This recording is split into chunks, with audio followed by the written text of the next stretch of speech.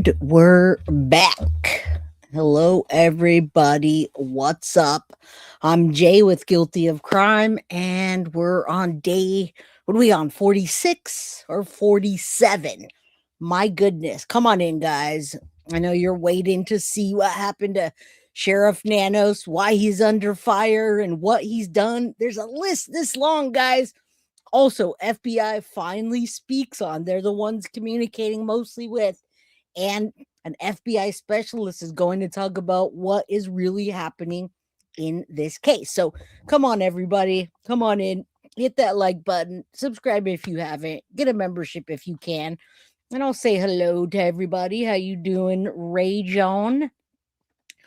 Rach, Beth, Deb, Kimberly, Kel's in the house, our new mod, Mama Pearl. We got my girl Tiff. I'm glad to see you online. I know there's storms all over. They call it a heat wave here in California, but I think a heat wave, it's like 82, 83. I don't know. It's not that hot though. What's up, everybody? How you doing? Good evening. This is actually happening. Isn't this funny? Dutch Laura says Europe says hi. Well, hello there. Hello, Wendy and Tony and Wesley. Always mad prayer for you. I know. And Bondage Barbie. Yeah, guys. I mean, this is what everybody was talking about, and I'm actually surprised it happened. So we've all been following this case on other channels and together. And we've been talking about the incompetent Sheriff Nanos, which we don't even call Sheriff Nanos. We call him Barney Fife because he's messed up so badly. What's up? Shoot for the stars. Good to see you, my friend. Lady for Justice. Michael's in the house. Michael Bass. Brenda says, hey, hi, Jay. Hi, Judy. Cold and windy. Wow, you guys, yeah, it's hot out here, but not that hot. JD, how you doing? You guys want to hear what's happening? I'm sure you do. Nucking Futz. I love that. 5150. Edith, how are you? You guys must have seen the pinned comment at the top, right?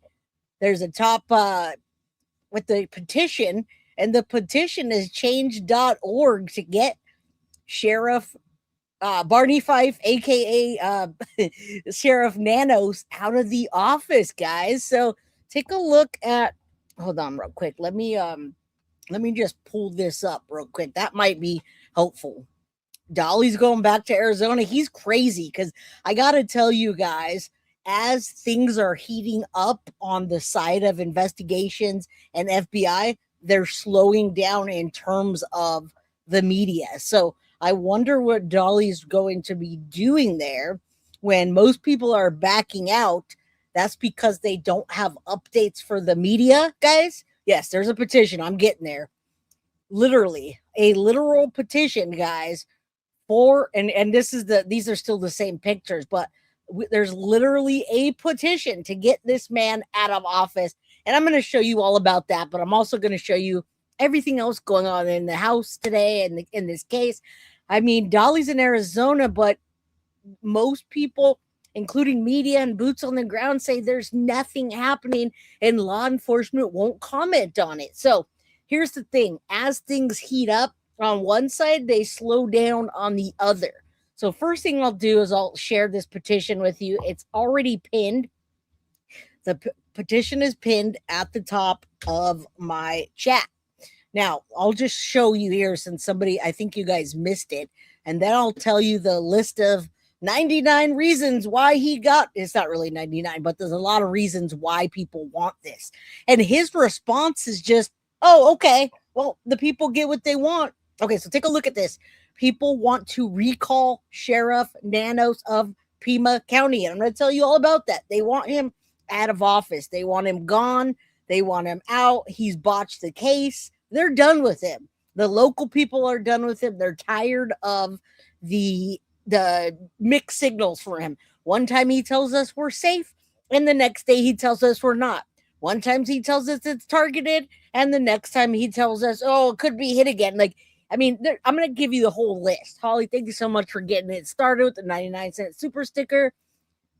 Choo choo. Cool and Chris, thank you so much for the 2 guilty of crime memberships. If you received a membership from Cool and Chris, please thank her. And I want you to know that you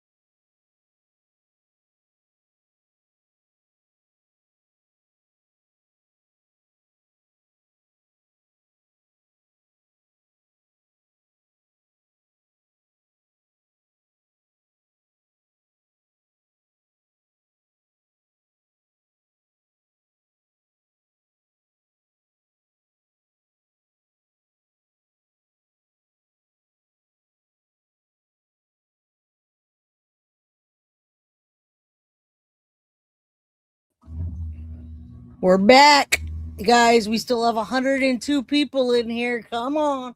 Let's get this party started. Oh, yeah, Cassie, you know I'm swearing. I'm like, mother trucker, come back. I wasn't done yet. All right, guys, thank you for still being here. Shoot for the stars, my girl. So love watching you. Thank you so much, love. I appreciate you very much for that. And definitely helps the girl out. So thank you. I hope you guys can see me and hear me now.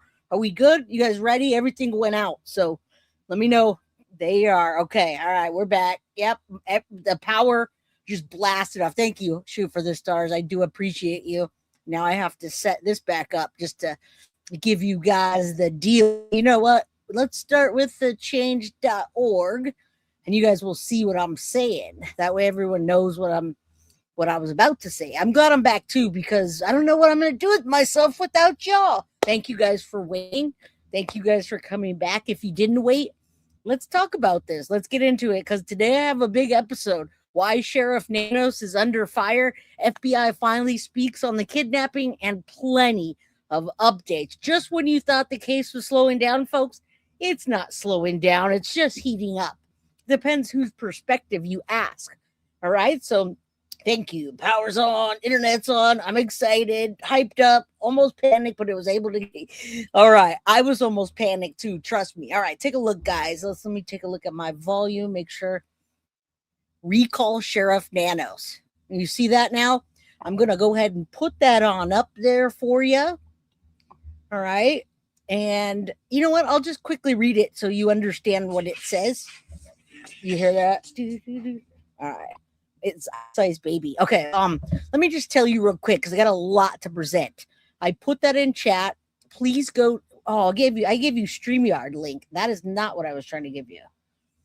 Delete comment. I was trying to give you the petition. All right, here we go. Let me give you the petition, not my StreamYard. It was an Apple Pay. I'll give you my Apple Pay. No. Okay, let's take a look. Let's get started. Recall Sheriff Nanos. Pima County's pissed, guys. Here's the issue.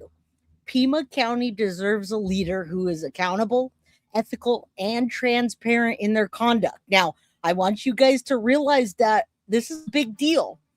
To recall a sheriff in the middle of a case like this is very, very disappointing for the sheriff, for him.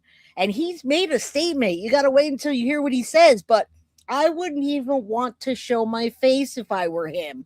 Okay, so I dropped the link. I also pinned it in the comments. This is actually happening. Change.org wants to recall Sheriff Nanos of Pima County. Now, I'm going to tell you everything he did wrong. All right. Pima County wants somebody that's accountable, ethical, and transparent. Recent actions and decisions by Sheriff Nanos raised significant concerns, which I'm going to tell you about. Now, under Sheriff Nanos' leadership, there have been numerous incidents that question his ability to serve the best interests of the community, like inflating his resume, reports of increased criminal activity, mishandling critical incidents, and allegations of unethical practices have surfaced, eroding public trust. They want Nanos out. I'm going to tell you, it's not that easy to just get this and then it happened, but I'm telling you what the people want. According to local news agencies, I'll show you in a bit, crime rates have risen 15% during his tenure, which is a stark contrast to the promises of reduced crime rates that he made during his campaign. Can you guys imagine that? Imagine that. He comes in and he says, I'm going to bring crime down. I'm going to be transparent. I'm going to do all this and all that. Biggest case of his lifetime. And this fool goes to a basketball game. All right. First it's a basketball game. Then it's a funeral. And then he's got excuse after excuse when we see his resume is garbage. And he's saying, wait, we got to give the people what they want. Well, guess what, Barney Fife? You haven't done so thus far. And that's why they are doing this. All right. Dude is corrupt. I'm telling you. He's got the shit scared out of him and he's here being paid to shut up. Wow. That's crazy. 15% is huge. Yes, Holly. Now, listen, I haven't even gone into everything else. Now, Sheriff Nanos has been criticized for his lack of transparency, implementing policies without public input, and failing to engage in an open dialogue with community members have been a recurring issue for this Sheriff Nanos. This has led to a disconnect between the sheriff's office and the residents who feel their voices are not heard or valued. And I want you to know, too, he's also been having pissing contests with the FBI, and everybody's calling him out that he's got an ego. That ego messed up the first 24 to 48 hours. Okay, so that disconnect, people are mad. Operational failures. There have been concerns regarding fiscal management. That's not good with Sheriff's Department. And an independent audit revealed inconsistencies in the department's budget allocations, prompting calls for a thorough investigation of Barney Fife. Now, the position of county sheriff is one of, you guys know, immense responsibility, and it requires a person that can lead with integrity and transparency. Pima County's future safety and prosperity depend on having law enforcement leaders who embody these values. Guys, it's imperative that we take action now to address the leadership crisis, sign the petition. And you guys still don't even know exactly what happened yet. Thank you so much. I do appreciate you. I did not mean to do that. All right, so the first thing I'm going to pop up so you guys can we're going to get into his, oh my goodness, oh wow, everything started back up. Hold on, guys. Everything just started back up at once. That was crazy. All right. Let's start with this incompetent Fox and Friends. Masked man stalked Savannah's mom weeks before the abduction, and this just came out today, hours ago. Let's talk about it. The Nancy Guthrie case is facing a massive recall effort as frustrated local demand answers. I'm looking for people to help us out, get involved, go out and get signatures. All right, let's start this over. So the sheriff leading the Nancy Guthrie case is facing a massive recall effort as frustrated local demand answers. I'm looking for people to help us out, get involved, go out and get signatures. Let's get the sheriff out of office and get someone in there that we can feel confident in. So Arizona congressional candidate Daniel Gutierrez told Fox and Friends that he already has 500 volunteers who are collecting signatures to replace Sheriff Chris Nanos. Meanwhile, the FBI is reportedly zeroing in on evidence from 2 dates in the days before the 84-year-old disappearance, January the 11th and the 24th. Retired NYPD inspector and Fox News contributor Paul Murrow was on the ground in Tucson when Nancy Guthrie first went missing. He's also the host of the weekly rap sheet on Fox Nation, and he joins us now. Paul, what do you make? Now, two of the biggest things right now, guys, all I'm reporting on today is facts with a tiny bit of speculation, but right now it's all factual. We're keying in on 2 dates. We're still looking at the same photos, but now law enforcement is saying that they think that there was somebody in the house the whole time before Nancy even got there. And you'll see why. When you look at that black screen door, actually on the Ring camera, you could see the doorknob. I didn't even notice that before. Anyhow, it's all botched up, and it's botched up because of Sheriff Nanos. I'm going to read you a list of things in a while that he did. They're going to get into it too, but we need to remember 2 key dates. And Sheriff Nanos will not be removed out of the office until they hit a certain amount of petition. It's got to meet the criteria. Right now, they're doing a full-blown recall on him, okay? They're saying that he's embarrassing people, and they're not going to stand for it. But I got to tell you something, guys. I know it sounds great to sign the petition, etc., but it takes some time, and he might not be put out for quite some time. All right, you guys have to pass the recall around. It was filed on March 12th. There has to be 120,000 signatures in 120 days. Then, described by a bipartisan with both Democrat and Republican parties. All right, it's a vote. Deputies reportedly feared retaliation if they initiated the recall. So a congressional candidate, Daniel Gutierrez, took the lead on this. I hope this is making sense to you. Yes, Gutierrez took the lead and said, we're getting this guy out of here. That was what I was going to start with, but everything else went off. Let's go. All these developments, they're not happy with the sheriff, but does this help us get Nancy back home? Nope.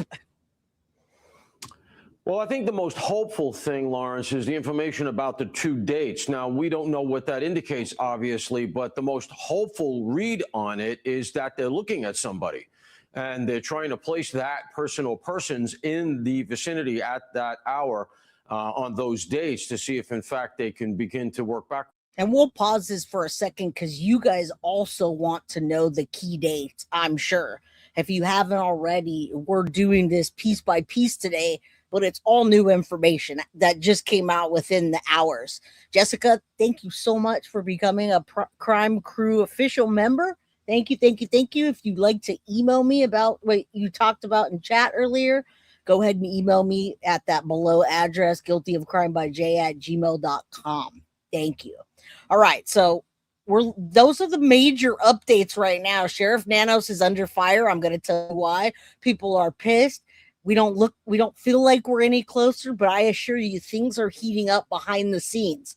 Okay, so key dates, January 11th and the 24th. Nancy was last seen by the family on January 31st, and February 1st, family reports Nancy missing. Those key dates, they're looking for footage, stills, or any information that anybody might have about the case, all right? But yes, it's wild that they went this far in the case to do so. I've never seen this before. Was from that. Less hopeful is, let's say they have something in the forensics, likely the digital forensics, either something from the camera or something from the cell towers that shows some kind of unusual activity that they're trying to hone in on. Also could be a good lead, but not necessarily something as good as, let's say, okay, we're starting to focus on somebody and we're trying to put that person in that area. So, Paul, initially, the sheriff said that Nancy Guthrie wasn't targeted. He's now saying this. See, this is the problem. We believe we know why he did this, and we believe damn it, that it was targeted, but we're not 100% sure of that. And so now there's a clip from Nancy Grace yesterday where he literally says this, and then in the next clip he contradicts himself, and then in the next clip he's all shaky. I would say the people I mean, he literally is not clear. He's not transparent. He inflated his resume. And I'm going to read a whole list. He is so incompetent, Mom. You're right. But I've never seen that happen. And the way they came about it is crazy because you know that you get retaliation, right? If you work in law enforcement and you tell on one of your counterparts or your superiors, let me tell you, I've seen some horror stories where they will do the worst. And I'm talking about law enforcement. Arrow in the Garden says, you won't believe this. An older woman tried to get my grandmother to come in her car the other day. She was telling her that she's pretty and will give her a ride. I was so mad. As you should be. As you should be. Yeah, this guy's a tool. And can I tell you something? Daniel Gutierrez is a Republican congressional candidate.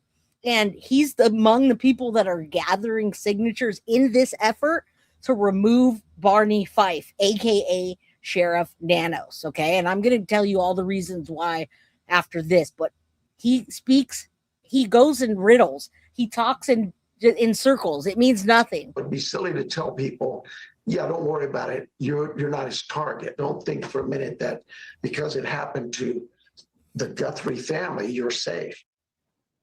What do you make of that? Yeah, the biggest problem for this sheriff in terms of his communications, aside from the somewhat shambolic nature of the first two press conferences, is his lack of consistency. Right. The fact that he seems to be telling different news agencies different stories or different. Does he have, is he like getting dementia and he didn't tell us? Like, or he was supposed to? I mean, and mad prayers for you, Arrow in the Garden. Please keep an eye on Grandma. Sherlock Homegirl, it's been a minute. What's up? Good to see you. Word salad, but he's not even doing good word salad. There's word salad that is, decent. I can get down with some word salad, but this is just word vomit, okay? It's not even salad. It's so bad. Perceptions of where the case is going just doesn't lead to confidence. And unfortunately for him, there's also the problem that he seems to have lost a lot of his cops. There's no shortage of police officers coming forward and detectives on background, et cetera, coming out and saying that they don't have confidence in his leadership. And there really does seem to be a contentious relationship there. Once you've lost that, it's very, very difficult to get it back. Now, look, I want to be fair. It is a very easy reflex. And Lawrence, you and I were out in Idaho for the Koberger case a lot. And you remember the atmosphere out there. We both dealt with that, right? And guys, I want to tell you this too. I want to give you guys a little bit of hope. There's good news and there's bad news here. Okay. The bad news is more than likely Nancy Guthrie is no longer with us. All right. That's the very bad news. But again, I'm say a prayer for her to be returned home. The good news is they're heating up behind the scenes with that DNA. And what I'm leading you to say is what happened in the Koberger case is what is happening in this case. Almost identical to the day of him being caught. They were counting the days. And on that certain day, CODIS didn't ever pick up because Brand Koberger didn't have an arrest record. However, when they ran that DNA into the genetic genealogy, they were able to find his dad. Then his dad came back, did the whole gloves and they got his DNA and boom. This is absolutely mirroring that case. And law enforcement is saying so that it is heating up behind the scenes with that DNA. Okay. So I want you guys to, like I said, good news and bad news. The bad news is if it is 49 days of her being missing, I thought it was 47 or 48, but either way, there has to be a kidnapper feeding her, giving her medicine, taking her blood. You know what I'm saying. That's just not likely, guys. Not likely at all. But he said, this is not getting solved. These guys don't know what they're doing. And the two of us stuck our chins out and said, that's not the atmospheric we're getting. And ultimately it was solved. So I don't know that his missteps were or are the reason this thing hasn't been brought in yet. They could be. But I think the biggest missteps here, and there have been a few, undoubtedly, is the public confidence in him and in the investigation. Paul, such a good point. Now, you got to remember, too, initially, we're pointing fingers at the Savannah. I'm not Savannah, at Annie and Tommaso, and still rightfully so. Rightfully so that it could be someone connected to them. Maybe they have nothing to do with it, but one of their friends that they go out to the bars and play the band with, you know what I'm saying? But because of the sheriff's missteps, it's a joke. This case has become a joke. FBI is now stepping up and stepping in even more than ever before. And this guy just needs to go home and just turn his badge in. Well, I guess I would say the one difference from our experience on the ground in Idaho is that the cops on the ground were quiet. They didn't give us anything. Yeah. And because they were secretly working. And I think he has confused people by the missteps and the different comments. Hopefully we can get Nancy home. That's what we're all praying for. Paul, it's good to see you, brother. Make sure you catch us on Fox Nation as well. Got it, brother. All right, so you guys hear what's happening here, and then I'm going to just show you that quick clip of him inflating his ego and his resume and what he says about this. It's so very important that this is part of the controversy. Matt Hines has confirmed to News 4 Tucson that an agenda item regarding Pima County Sheriff Chris Nanos is being placed on the next scheduled meeting list. The discussion is set to happen on March 24th during that meeting that evening for city leaders to talk about the recent concerns with Nanos' resume. In a statement, Hines said, quote, "Yes, I'm placing an item on the agenda so..." Now, listen, this is on top of everything else that's happened. There's nothing muted, guys. I'm here, lucky lady. It might be in a different part. You can't hear me? Can you guys hear me? I see one person saying muted and then everyone else is cool. All right, let's continue. I am not in my emo yet, but I will let you know. Yes, I got it. All right. He's a joke. Let's continue. There you go. There you go. You guys are there. Okay, so this is just added to the Nanos resume controversy, okay? let's continue. I've got a whole list for you to go. We can discuss this most recent and troubling revelation regarding his work history. I'm receiving calls, emails, and even some postcards about Nanos. News 4 Tucson did ask the sheriff about his resume in a recent interview. Take a listen. I would hope that clearly shows there's no attempt to mislead or mischaracterize my resume. It's just unfortunate that 40 years, spanning 6 decades, is kind of tough, and your documents get mixed up and you miss a couple of dates here and there. I mean, this guy is just ridiculous. I'm going to leave his face up while I tell you everything else that he's doing. I mean, the people shouldn't feel safe. All right. Did they hurt Nancy and now she's passed away? Now, Raging, I don't know that, but he's the only person thus far that has alluded to the fact that she's possibly alive, because he doesn't want the help of anybody on the outside, like Cajun Navy or any search effort, because he's alluding to the fact that Nancy's still alive. Otherwise, if it were me, I would take what help I can get. FBI is doing so, and get the search out there going, because the longer you don't tell the public anything, the more conspiracy theories spiral. Like, you guys hear about the conspiracy theory today, guys? You guys hear about that? I was going to cover that, and it was way too deep. Mab, if you're here, Mab was covering it, and it was about 2 guys that say they know where Nancy is. They even have the coordinates, and she's buried underground, and this and this and that.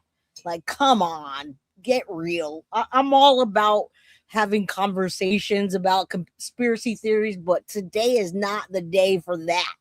All right. And let me tell you his incompetency. All right. Turn down UCN was a bad move. All right. I'm going to tell you 399 out of 400 that voted him incompetent. All right. You haven't heard it? Check this out. Let's finish him and I'll keep him paused, but I want his face on here. He was giving you guys the sheriff leading the Nancy. He was giving you guys an excuse. Tonight, Supervisor Matt Hunt. I got to put him on there. So yes, I'm placing it on the agenda so we can discuss it. They're talking about Sheriff Nanos' resume. And then on top of that, let me grab a picture of him. He's looking pretty bad, huh, guys? Characterize my resume. It's just unfortunate that 40 years, spanning 6 decades. So he's trying to place the blame on his paperwork, etc. Okay, I'm going to leave his face up there while I tell you what he's actually done. All right, here's the factual breakdown of why Sheriff Nanos is facing a recall. And it's specifically right now because of his handling of the Nancy Guthrie investigation. And what it's based on, residents and deputies are accusing Sheriff Nanos of mishandling critical early investigative steps. Not only that, guys, he was blocking evidence from the FBI purposely, and that was delaying the search resources. And he was misrepresenting his law enforcement history, which we just saw about the resume he was making excuses of.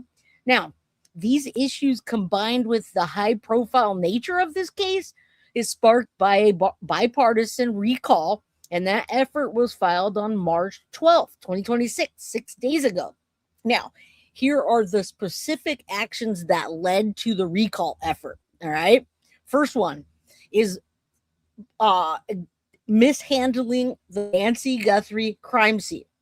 Residents and recall organizers claim that the crime scene was released prematurely, potentially compromising evidence.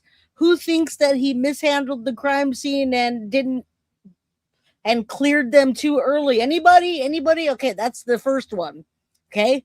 Secondly, he single-handedly delayed a thermal imaging search plane. Nanos allegedly argued with a deputy, delaying the deployment of thermal imaging aircraft for 3 hours during the very critical early search window. Are you guys hearing what I'm putting down? Are you picking up what I'm saying? He also, listen, guys, purposely, allegedly blocked and or diverted evidence from the FBI in the early stages. Now, the first 24 to 48 hours, guys, are the most crucial. Okay? So let me I'm going to pull this down just so you can see the list with me, because I don't want you to be like, oh wait, I don't remember what she said. All right, so let's just put this up real quick. I'm going to share my list with you real quick. And here we go. All right, so check this out. We just started here. Specific actions that led. First one was mishandling the crime scene. All right. And the crime scene was released prematurely, potentially compromising evidence. Delaying the thermal imaging. You remember when they were looking for Nancy Guthrie and trying to find if they can see her in the desert from above? Then he blocked or diverted evidence from the FBI. Now, Nanos allegedly blocked key evidence, guys, including the glove DNA, from being sent to FBI's Quantico lab, which would have saved so much time and not have to wait like a year. Instead, he sent it to a private lab in Florida, which caused delays and raised questions about his transparency. Also, prematurely clearing family members. Yes, that's right, guys.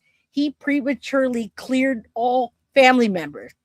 Critics say Nanos cleared the members of the Guthrie family too early, before the case had even developed. I hope you guys are picking up what I'm putting down, because he absolutely did that. We all know that.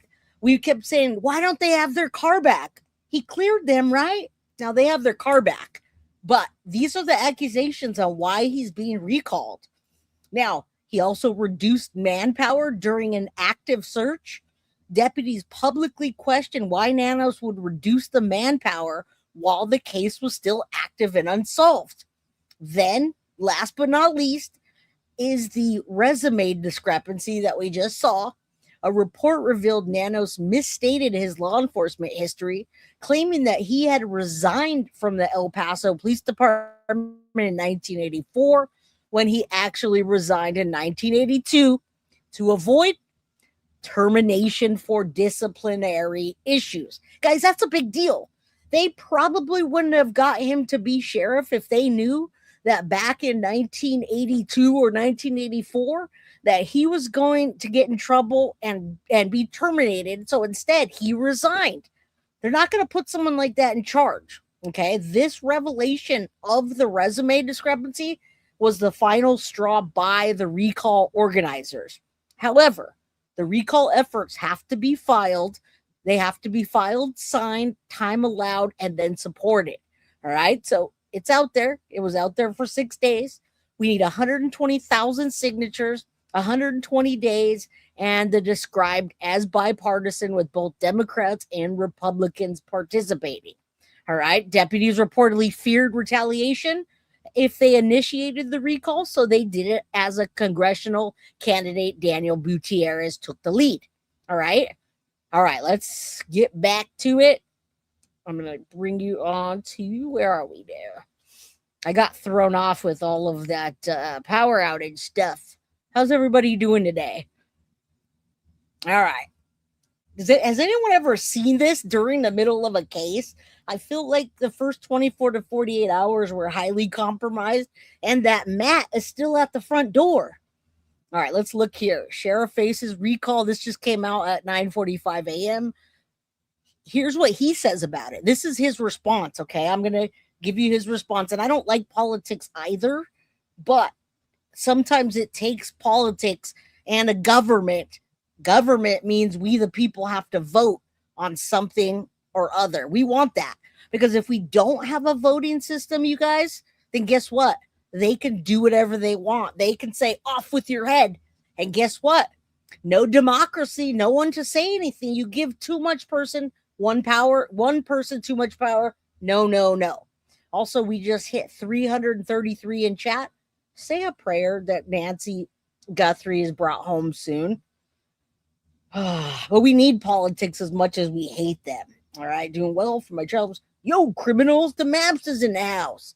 All right, so listen up. This is his response to it and what you need to know. An Arizona sheriff confronting a recall effort is addressing backlash over his response to the case. This is what he said. We're all aware of the recall and it's right of the people. Pima County Sheriff Chris Nanos, this Barney Fife, he knows about it and they want to know what he thinks about it. That's what he thinks about it. He says, we're aware of the recall and it's the right of the people. Again, a democracy will always honor the will of the people, and that's what makes democracy. That's what he said. Now, Daniel Gutierrez is the Republican congressional candidate among gathering signatures in an effort to get Nanos out of there, an elected Democrat from office, News Nation reported. All right. Now, an Arizona sheriff confronting a recall. Pima County has been in the spotlight since February 1st, when 84-year-old Nancy's family reported her missing. All right, this is just right now we're in the 7th week, and there's still no sign of Nancy, and no suspect has been identified. Now, Daniel Gutierrez, a Republican congressional candidate, is among those gathering the signatures and elected Democrat. And that's from News Nation. I'm sure there's more on that. Gutierrez told Katie Pavlik tonight on Tuesday that Nanos' apparent mishandling of the case was just the straw that broke the camel's back. All right. And again, Nanos responded and just said, oh, we're aware of it. We the people, that's democracy. Right. And everything else I already told you about. So there we are. That is really, really bad. And now FBI is thinking that maybe she's in Mexico now. All right, let's continue. Let's pull this down. Nanos should have let FBI take over, or at least he should have shared information with them. As we recalled, did we not say that he should let them? Did we not say that he should at least let them in? Oh, no, but his ego's fragile, and he's messed up this investigation. All right, so, I mean, just quickly, why he's being recalled, okay? Number one, the mishandling of the Nancy Guthrie crime scene. Number two, prematurely releasing the crime scene, which is one and the same. And then delaying a thermal imaging when they were looking for Nancy. For 3 hours, he delayed a critical search, blocking or intentionally diverting evidence from the FBI. Guys, he blocked the key evidence and sent the glove to a private lab in Florida. Why would you ever do that? Instead of sending it to FBI's Quantico lab, we are in a hurry. Prematurely clearing the family members. All right, that caused a big uproar, and they're pissed. Reducing manpower during an active search and resume discrepancies. All right, let's talk about the FBI and Mexico as we continue the search for Nancy. Law enforcement sources tell CBS News the additional images were obtained over the last couple of weeks from surveillance cameras installed at Nancy Guthrie's Tucson home. One camera was fastened to a fence and focused on the back of the house, including the swimming pool area. A second camera showed the driveway and front of the garage door.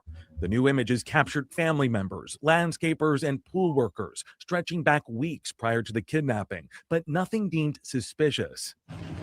Week 7 of the search for Guthrie and the person or people that abducted her, this doorbell camera video remains the only known image of the suspect. What does that say to you?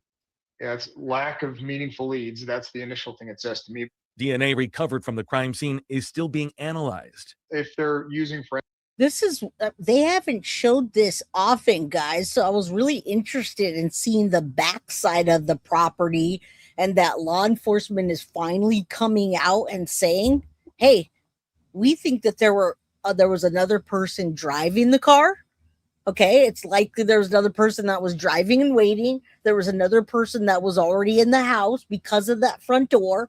And does this make sense to you guys? This makes more sense to me. Now listen up here. In my opinion, it had to be more than one person. And what I now think, I didn't even think about that before. That guy that came up, the masked guy, the masked picture that we have, do you notice he was at the front door and he looked like he was knocking or doing the ring bell? He was basically giving the signal for whoever was in the house to let him in. But he was like, shit, it's not open. When you see that video again, you'll notice the handle lock. You'll notice the handle and the black screen. It now makes more sense to think that he was trying to say, hey, dude, let me in. Where am I getting in from? Do I need to go around the back? What's up? And then he looks up at the camera and pulls those things out. All right. He was committing crimes, a lesser officer. What more severe crimes could one commit as a sheriff? Yeah, I don't know. Yeah, 3 possibly. I've always said 2 or more. All right. Bottom line is they just effed up from the jump. You're right, Bubby. Absolutely right. Let's continue. Being analyzed. If they're using forensic genetic genealogy, Yep. it takes a while. Maybe you've got multiple people within the same DNA family that could potentially be suspects, and then you have to investigate each one of those independently. Federal investigators used genetic profiling to track down Brian Koberger following the Idaho University murders. Authorities continue to receive tips. Over 1,500 leads came into the FBI after the Guthrie family announced $1 million reward. We still believe. It's been nearly 3 weeks since the family called on the public for help, and more than a month since law enforcement this guy has held a press conference. We don't even want a press conference from him at this point, do we? And by the way, guys, do me a favor, hit that like button. It's free to do so. I know it's a crazy day. Today is hot over here. Some of you guys are freezing. Some of you guys are getting blown away by the wind. Hit that like button. It's free to do. All right. FloJo TV says, I always thought that since day one, someone was already in the house. And I thought that too. I also said 2 or more, but that 41 minutes just didn't make sense unless somebody was already in the house and he went up to the front door, in my opinion, and said, let me in. And he's like, fuck, it's not open. You know what I mean? It's not open because Nancy wasn't going to answer the door at 2 o'clock in the morning, folks, or whatever time that was, 1:38. That wasn't going to happen. Do you see how his hand went like this, like he was knocking? And then he's like, oh, shoot, I better cover it while I'm at it. All right. That's what I'm trying to get at. And we'll have to I'd like to be hopeful that, and I'm sure the family is incredibly hopeful that the silence is because they're onto something. They just need to investigate. It took 47 days to track down and arrest Brian Koberger. We are now on day 45. And this is what I wanted you guys to hear. Also, Nancy just came out with a new banging episode, and I'm so glad because we're going to talk about that and get into that too, guys. You guys hit that like button, subscribe, get a membership. There's 333 people again, 333. Say a prayer that Nancy Guthrie is brought home on day 2 days after Brian Koberger's, right? This is what he's talking about. The 2 cases are parallel with each other as far as the DNA goes. CODIS was not a match for Brian Koberger either or Nancy Guthrie, but genetic genealogy was the key. And that's what FBI and law enforcement are waiting for. And to get Sheriff Barney Fife out of the office. But do you hear those? Did you guys even know about the Stark did you even know how like similar they were? It took 47 days to track Brian Koberger and arrest him with the genetic genealogy. We're now on he says 45. Let me see. I don't know why he says 45 when this came out today. Everyone's off just a little bit, I think. Some people are saying day 49. Others are saying, but yeah. Of this investigation. Jonathan Vigliotti, CBS News, Los Angeles. All right, let's continue. Later in this video, we are speaking. Oh, I do want to get to this one. All right, did anybody, if you didn't see the Nancy Grace, let me know. Put a 1 in chat if you didn't see it. Because if you didn't see it, then it just finished and I want to play it. But I do want to talk a bit about this hostage negotiator and how he built this FBI hostage negotiator is building a profile on the Nancy Guthrie kidnapper. And this is how. Okay, did you guys let me know if you didn't see it, because then I'll go to that after. To an FBI veteran and former hostage negotiator with details on the Nancy Guthrie case. But before we get into that, I want to provide some updates on where the case currently stands. Because right now, this case is getting more confusing. We are now entering week 7 of the search for Nancy Guthrie. And despite new images and new theories and a growing reward, investigators are still struggling to identify a suspect. Now, according to News Nation, investigators are now zeroing in on 2 specific dates, January 11th and January 24th, suggesting that whoever abducted Nancy Guthrie may have been casing searching her home for weeks before she disappeared. Now, the FBI has been going door to door asking neighbors for any surveillance footage from those dates, but so far, it appears they've come up empty. Now, the FBI hasn't come out and said that they've identified a vehicle, and there's been no clear movement patterns and no identifiable suspect, which brings us to one of the most unsettling theories in this entire case. A neighbor speaking to News Nation said something that could completely change how you look at this. She said Nancy Guthrie had a security gate on her front door. Now, the kind that... All right, well, now we're going to talk about what I was talking about with you and people in the back, people in the front, a car. All right. One to play. You guys are all good. I'm here for you. As long as my power doesn't go out, guys, I'm here to hit that goal. All right, let's hit that goal. Okay, let's get it. Let's get to it. At least get the likes in. We'll be good. It's nearly impossible to break through. And according to her, if that gate was locked, there's no way you're getting in. So that raises a major question. If someone didn't break in, how did they get inside? The same neighbor suggested that it's possible that someone was already inside. And guys, they've been doing a lot of neighborhood interviews, checking cameras, and getting a sense of what's going on. Also, just wanted to give a big shout out to Rebecca Michelow. Can you hear me now? Is her channel. All right. Always a prayer for Corey Michelow, her grandson. Hi, Rebecca. I hope you're doing okay today. I missed you coming in, but I'm glad to hear that you're here. And Xfinity just says your internet's back. Sweet. Anyways, big prayers for Rebecca Michelow and family and Corey Michelow. All right. All right, let's go. You guys are here for it too. I'm here for it too. Let's go. All right. Let's get to that goal. How about that?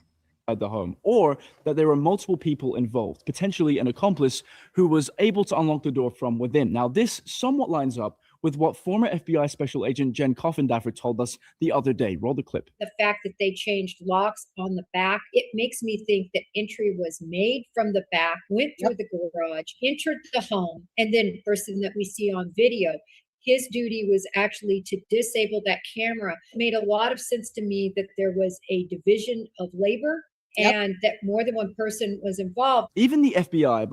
And you guys, I never really bought it that they carried her out of the house either. I said if they were to carry her out of the house, they would probably have to have at least a second person, but I don't think that they did. Okay, the blood appears to be on the tile too. And I read an article about the type of blood that was and how fast it was coming. And this blood spatter expert said they don't think she was alive. If that bleeding continued in the way that it was, she didn't survive past that night, folks. All right. So all the other speculation from Sheriff Nanos and all the other things that you've been told, wipe that slate clean, because we're starting back from day one, except we have DNA, same DNA as we did with Brian Kohberger. And now it's being checked into the genetic genealogy, which I pray that they find a match for. Yeah. And there were 2 cars around 2 a.m. and nobody is out there on other nights. All right. This is a very sad case, and I'm hoping she's alive, but I really want her to be brought home. Either way. Behind the scenes is starting to acknowledge something difficult. Sources say the case is beginning to go cold because, as Steve Hooper, former special agent in charge at the Phoenix FBI field office, told us, all it takes is one person to slip up for the entire case to crack. Now, I want you guys to realize this case is not going cold. It's not going cold at all. It's quite the opposite. The reason they're getting quiet is because FBI is working on and focusing, as well as law enforcement, on the details that they do have. Just because Barney Fife messed up the public relations portion of it doesn't mean that it's slowing down. It's quite the opposite. You say, I live in the same apartment complex in Barngate, where that happened. Pray for your continued strength, Grandma Mitchell. Well, thank you, Rocco. We all love Rebecca around here, and I hope she hears us. I hope she's still listening. I always have love for the Mitchellos, and any of the families are victims as well, guys. All right, Mab is 1 sub away from hitting his goal. Someone go sub up to him. Drop a chat or drop a link. Open. Roll the clip. It's a matter of finding that one person, that one credible source. I guarantee the FBI has been tapping into their informants, their sources. If they knew anything, they would be providing it now. Next, we're going to speak to an FBI veteran and former hostage negotiator, someone who has worked cases just like this, to break down what these clues really mean, what investigators could be missing, and whether this case is actually closer to being solved than it appears. Let's get into that. So today I'm joined by former FBI special agent and hostage negotiator Chip Massey, who's here to talk to us today about the Nancy Guthrie case.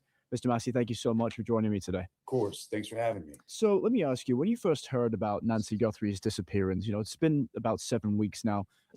What stood out to you the most? The things that stood out to me were how this guy approached.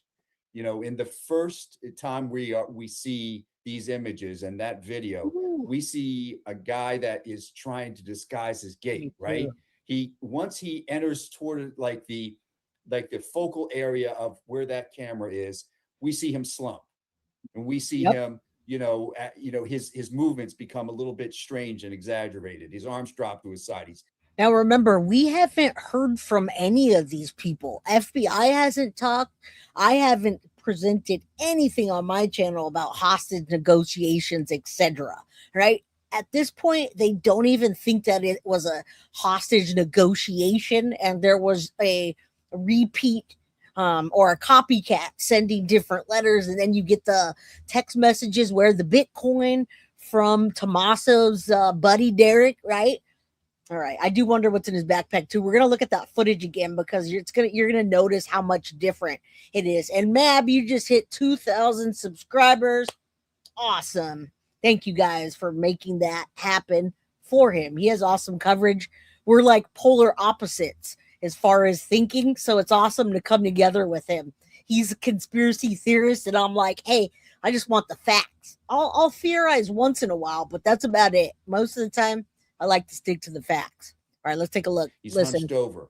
And then we see him doing that confusing movement on that step, right? You recall that. He's turning around. He's pulling at foliage. He's holding that up to the camera. It looks indecisive. It looks like he's unsure of his movements. We see those thick gloves, right? Those thick medical looking style gloves. And again, those gloves match with that weapon don't make sense. He's not going to be able to manipulate that weapon in a way that carries any type of proficiency. The way it's positioned on him, right? And also for those of you that are talking about Mexican cartels or professional hits, either they hired the wrong guy to go up to the door, or they're not experienced at all, and they just completely, we don't know exactly what the motive is, but they completely botched it as bad as Nanos did. Congrats, Mab. All right, Colleen with the horse rescue. I want to show that video, but I don't know why my internet's being weird. Heard this before. I mean, it's in his front pelvic area. Anyone can reach to that weapon and grab it. So it's like he's almost offering it. And then you have the problem with the blood on that front stube. And to me, that is a danger signal for two reasons. One, obviously, Nancy's been injured, horrible. And what happened inside to cause that injury. Exactly. But it also shows me is a lack of planning. Somebody who wasn't ready for the moment. Yeah, this is not some cartel members that came together. I assure you that not only would you not hold your gun in the front with the wrong holster where your gun's going to be flapping around, right? Because it was already like halfway sticking out. That's not what they're meant to do. They're meant to secure the weapon so that it doesn't move around and it doesn't go off. As a matter of fact, I wish I had it with me. Whenever I have holsters for let's say my 9mm, they specifically fit them for that and they form them to that. So you could conceal them or not, whatever you want to do. But they had that weapon dangling around, and this guy's right. Someone could have just easily took it right from him, or they could have been in a scuffle and it could have shot his no D off. Some people think it was a girl involved too. All right, this is a horrible case to start true crime with. I started watching YouTube the day she went missing. God rest her. Yeah, we don't know if she's alive, but thank you for saying that because we want to say a prayer for her. Who didn't anticipate that there would be a struggle. And so why wouldn't there be a struggle, right? She's confronted with a nightmare.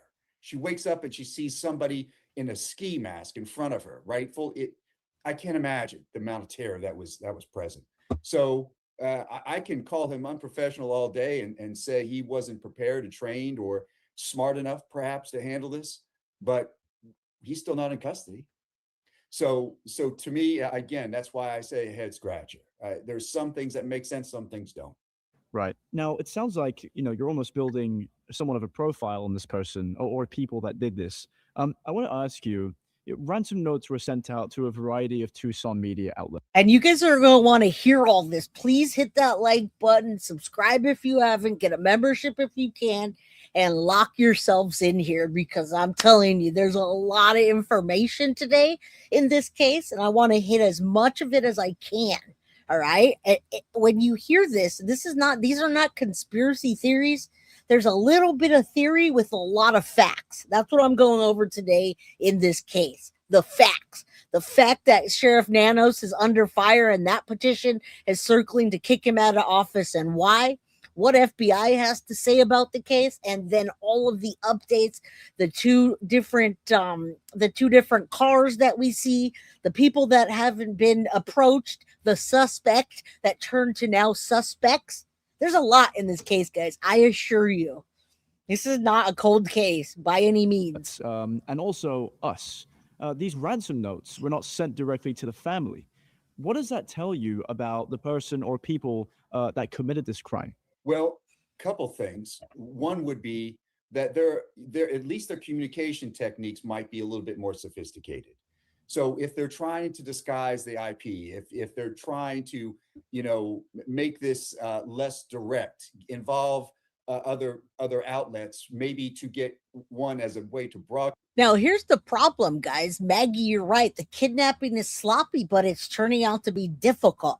And I'm going to tell you the number one reason why it's turning to be difficult is because the person that handled the first 24 to 48 hours was off at a basketball game, focused on a funeral, pulling out his, what. He was having a pissing contest with the FBI. And guys, we don't even know what other information that he withheld from the FBI and why. Yeah, Brian Hitton is reporting on it too. I know, it's crazy.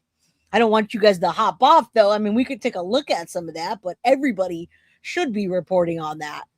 All right, I actually want to look at the surveillance real quick, because I didn't notice that was the doorknob for some reason down at that bottom right corner. So let me refresh your memory real quick.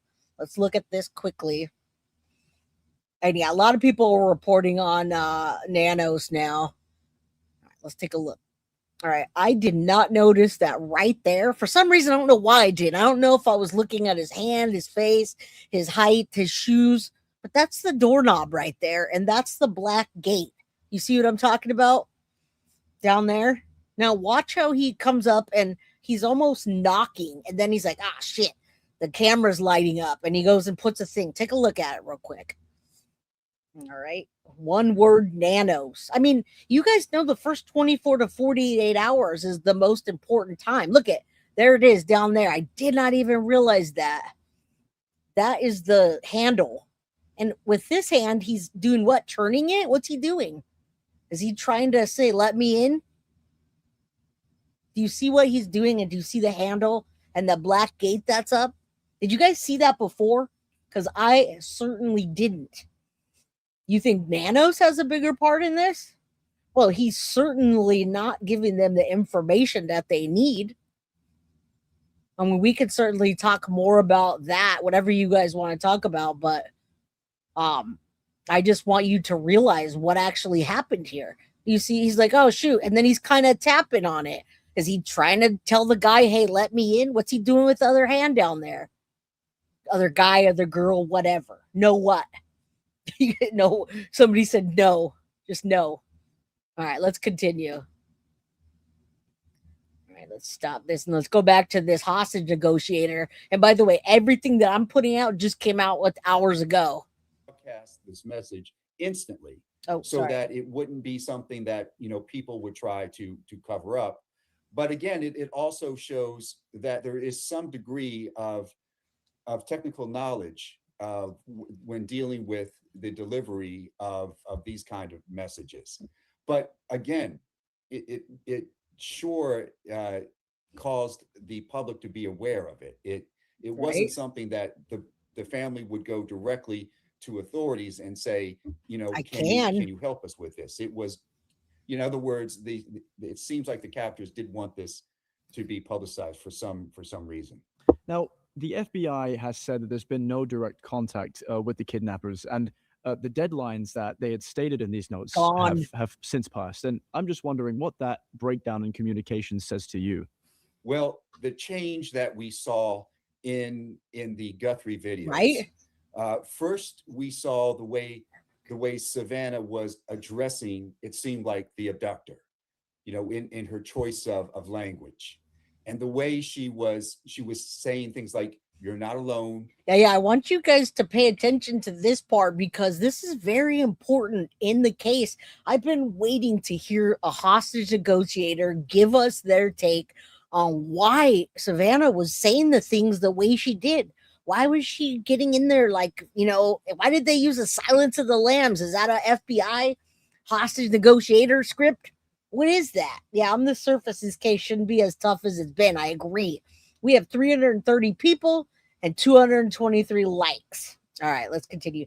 They probably knew she doesn't sleep with the hearing aids on. Well, it had to be someone in their inner circle, and it could have been somebody that heard of or knew of, you know, a band member of or a friend of. It's someone that I think did, and FBI is now saying they think they went there weeks before. We see that they're asking for those dates. We understand it's still not too late to do the right thing.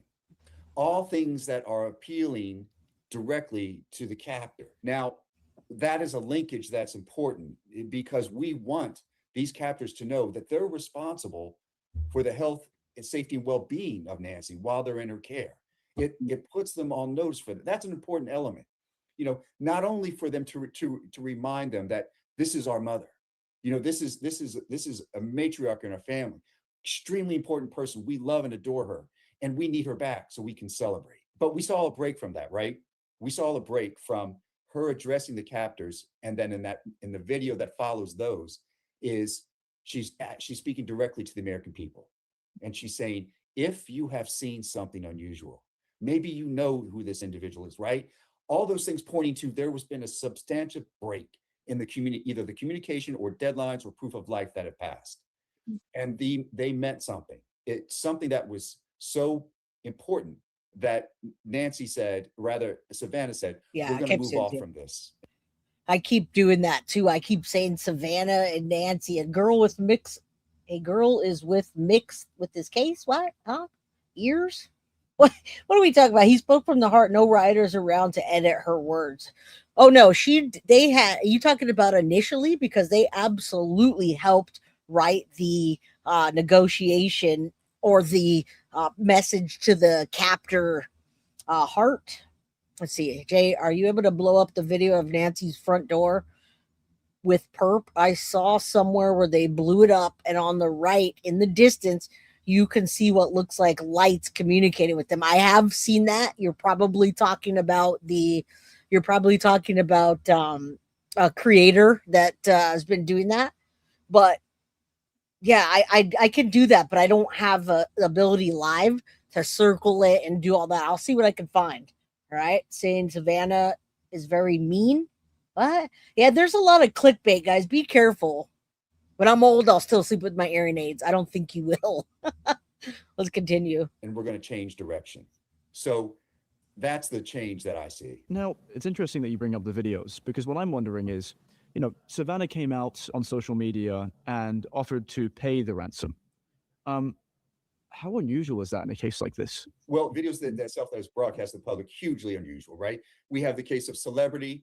You know, we have a medically fragile person. We also have an older person. So all these things, highly unusual, right? The only thing that I can compare this to in terms of historical perspective, Jackson, is the Lindbergh baby. In that case, you have celebrity, right? Charles Lindbergh, huge figure of his time. And all right, let's go a little bit forward. I don't want to hear that. I want to hear what he's talking about as far as this case particularly and what we've seen, what we have. And yeah, it looks like a person outside of where the purpose. I did show that on one of the episodes where it looked like there was another person or lights behind, and then there was another, like a phone or something. Do you guys remember that? There's a hand that came out and it looked like a phone. All right, let's continue. I'm glad you're listening closely. I'm trying to as well. You have now the national attention on you, right? There's billboards around there that say, if you've seen something, there's $1 million reward. People now have 1 million reasons to come forward to say, I've noticed something. The fact that there is such a high reward out there, if there's somebody that's sitting on the fence, if there's somebody that is weighing what they should do, $1 million is life-changing for a lot of people.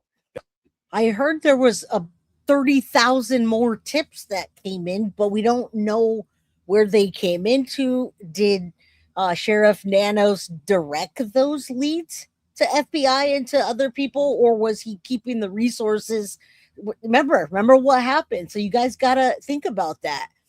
He not only did he mishandle the crime scene, guys, but he was delayed the imaging by 3 hours, and we don't know what key evidence that he diverted and blocked from the FBI. He sent the glove to a private lab in Florida. What if that glove went to FBI Quantico lab and they did it in, a couple days or a couple weeks? Where would we be at now? Why is he clearing members that we still think could be involved or have ties to? How does that affect the case?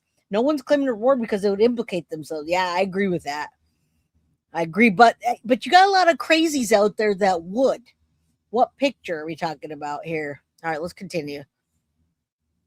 That can buy them freedom. It can buy them an escape route and a different life from where they might be with this captor. So an associate, somebody in his inner circle, somebody that might just be on the outside of that.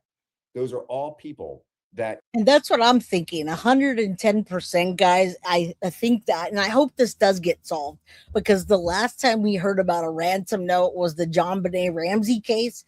And guys, that's almost done. John Ramsey's getting old. He's not going to live much longer. His wife died, and we still don't know what happened. All right, Carlos. I'm not sure what pictures you guys are talking about, but none of all of this stuff is mathing up. Well, that's why we get FBI in here. Let me take a look at what you're talking about as far as a picture. Image. Are you talking about hold on. Are you talking about this picture? What are we referring to, guys? Because I want to go back and forth and make sure you're able to see what we're talking about. I don't want you to forget that happened that day or whatever. All right, let's continue. They're building a profile based on this right now. They're currently building a profile and waiting for DNA to be tested for the results to come back.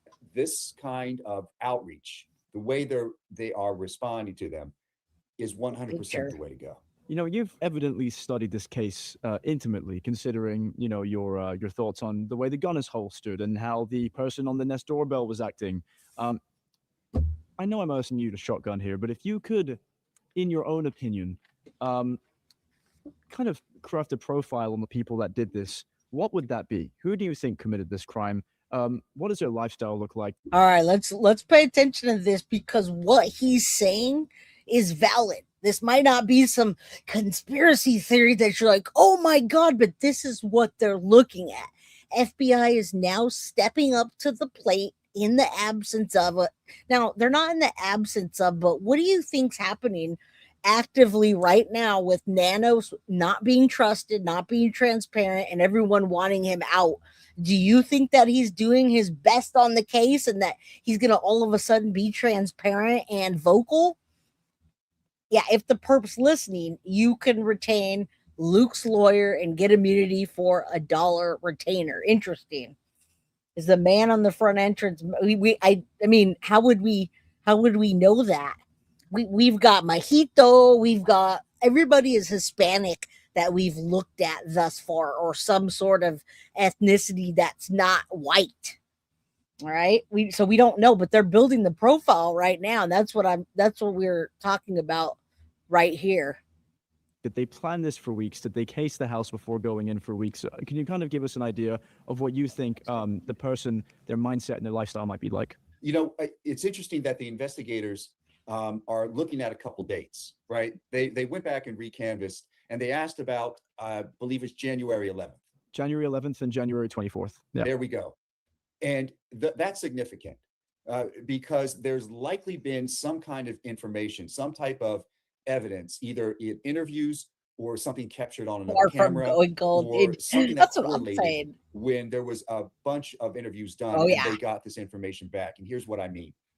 They would have asked neighbors, anyone in that area, did you see anything? And that's the thing. That's what we're going to lead into, are the neighbors and the two vehicles and the construction in the area. All of that. A few times looking at the pictures on it. Exactly. I've heard law enforcement speculate that there may be a woman involved. Sheriff No News wanted this for his show. He's being paid to be quit. He got threatened. Huh? I'm confused on that, Jessica. Where are you? All right, let's continue. This is the profile they're building, and then we're going to get into the updated reports, what FBI is talking about, the porch guy. Now, you guys have to remember, it feels like we're going in a complete circle and starting from day one when they're stabbing in the, taking a shot in the dark, looking at neighborhoods. And I mean, all of a sudden they're going to construction. That's the first time we've heard about construction workers, and we're day 46, 47, 48. What about the suspicious vehicles? All right, let's continue. This is far from cold. Unusual anytime recently. So now we have more images. Right? Perhaps we saw that again, imagery of cars that we hadn't seen before that were in the area around that same time period, the night she was abducted. What I like about that is that it allows the investigators to go and ask for a very pointed date. And that's what I really like about this, is that they have information about a specific date. There's a reason why they have that, right?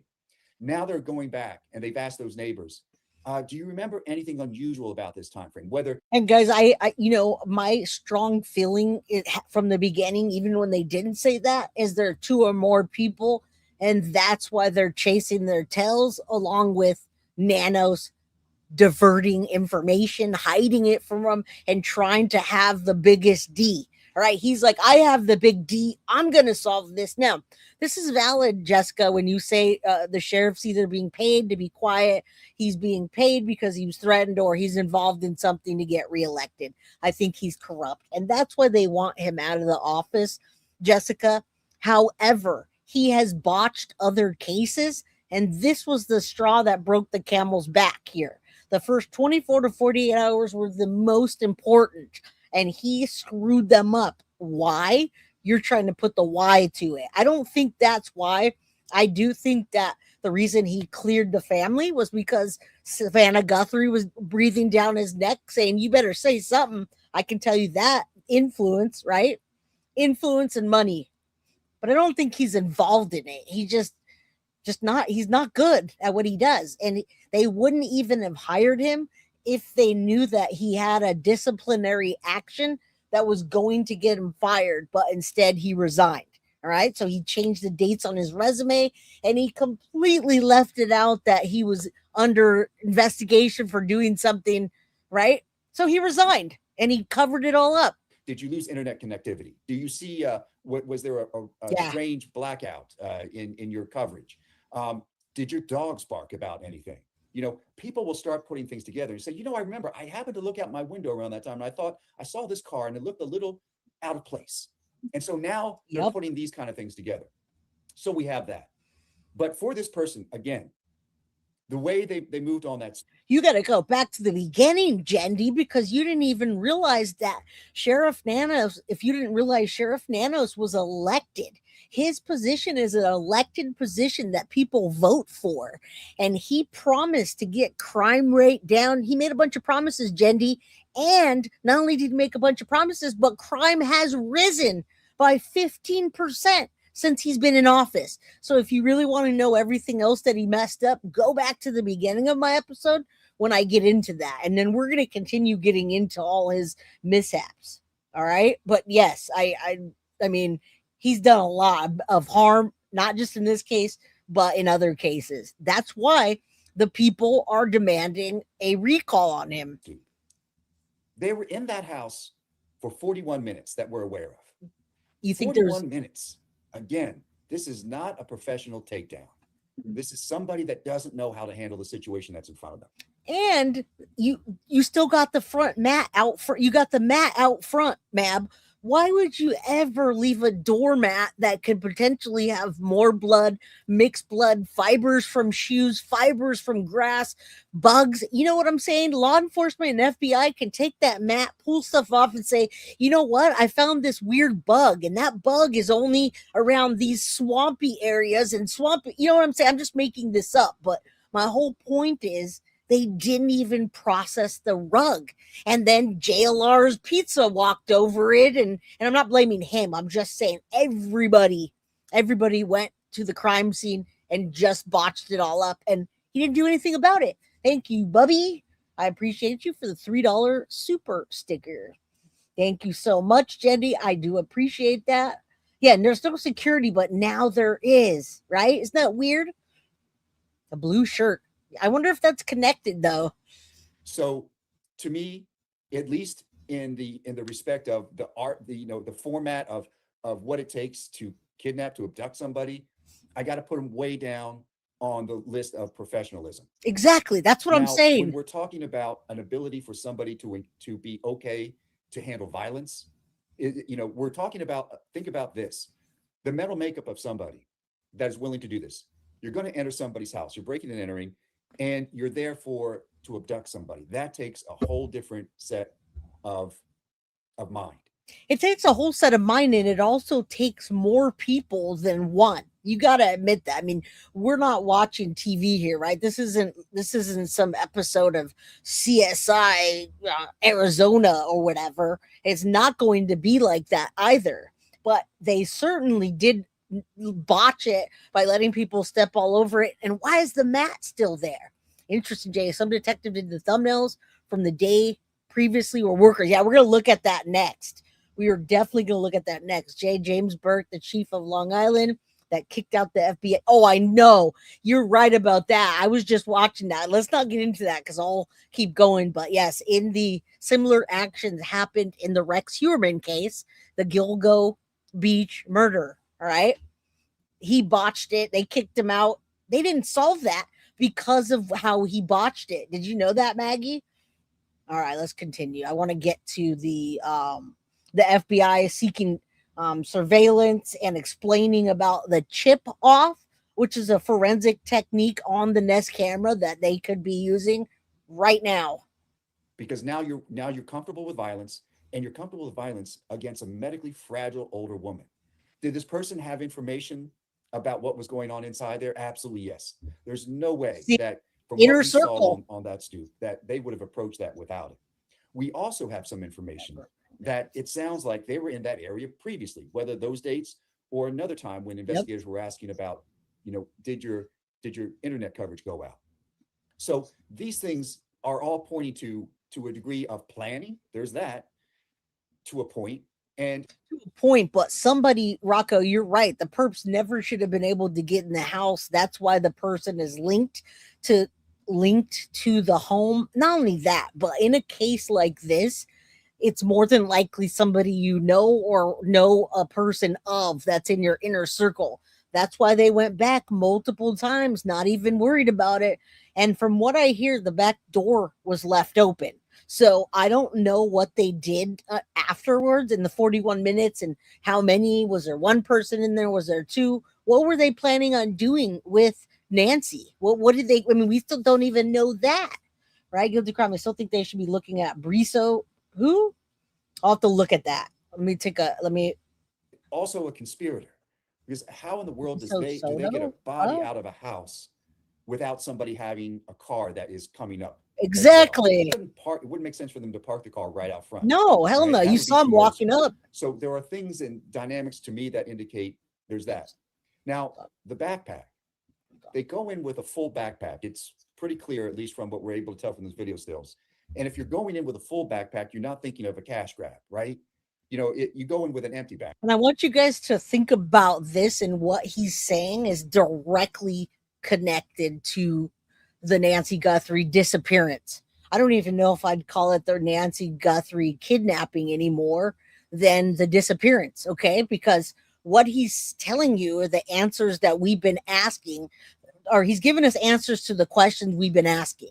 He's a hostage negotiator. He knows how to deal. He knows how to process the scenes, and he's saying the same thing, but we don't know the answer why they would go in there with the full backpack, or how there could be other people involved. I mean, that's what they're saying. Yolanda's, Jen's mom. You guys are funny in chat right now. If that's the case, because you've got a fence, you've got somebody that's ready to move the jewelry for you, not without a problem. Yep. You're getting cash that you might think is in the house, but you're coming out with a person. It doesn't work. It doesn't match up for that kind of criminal activity.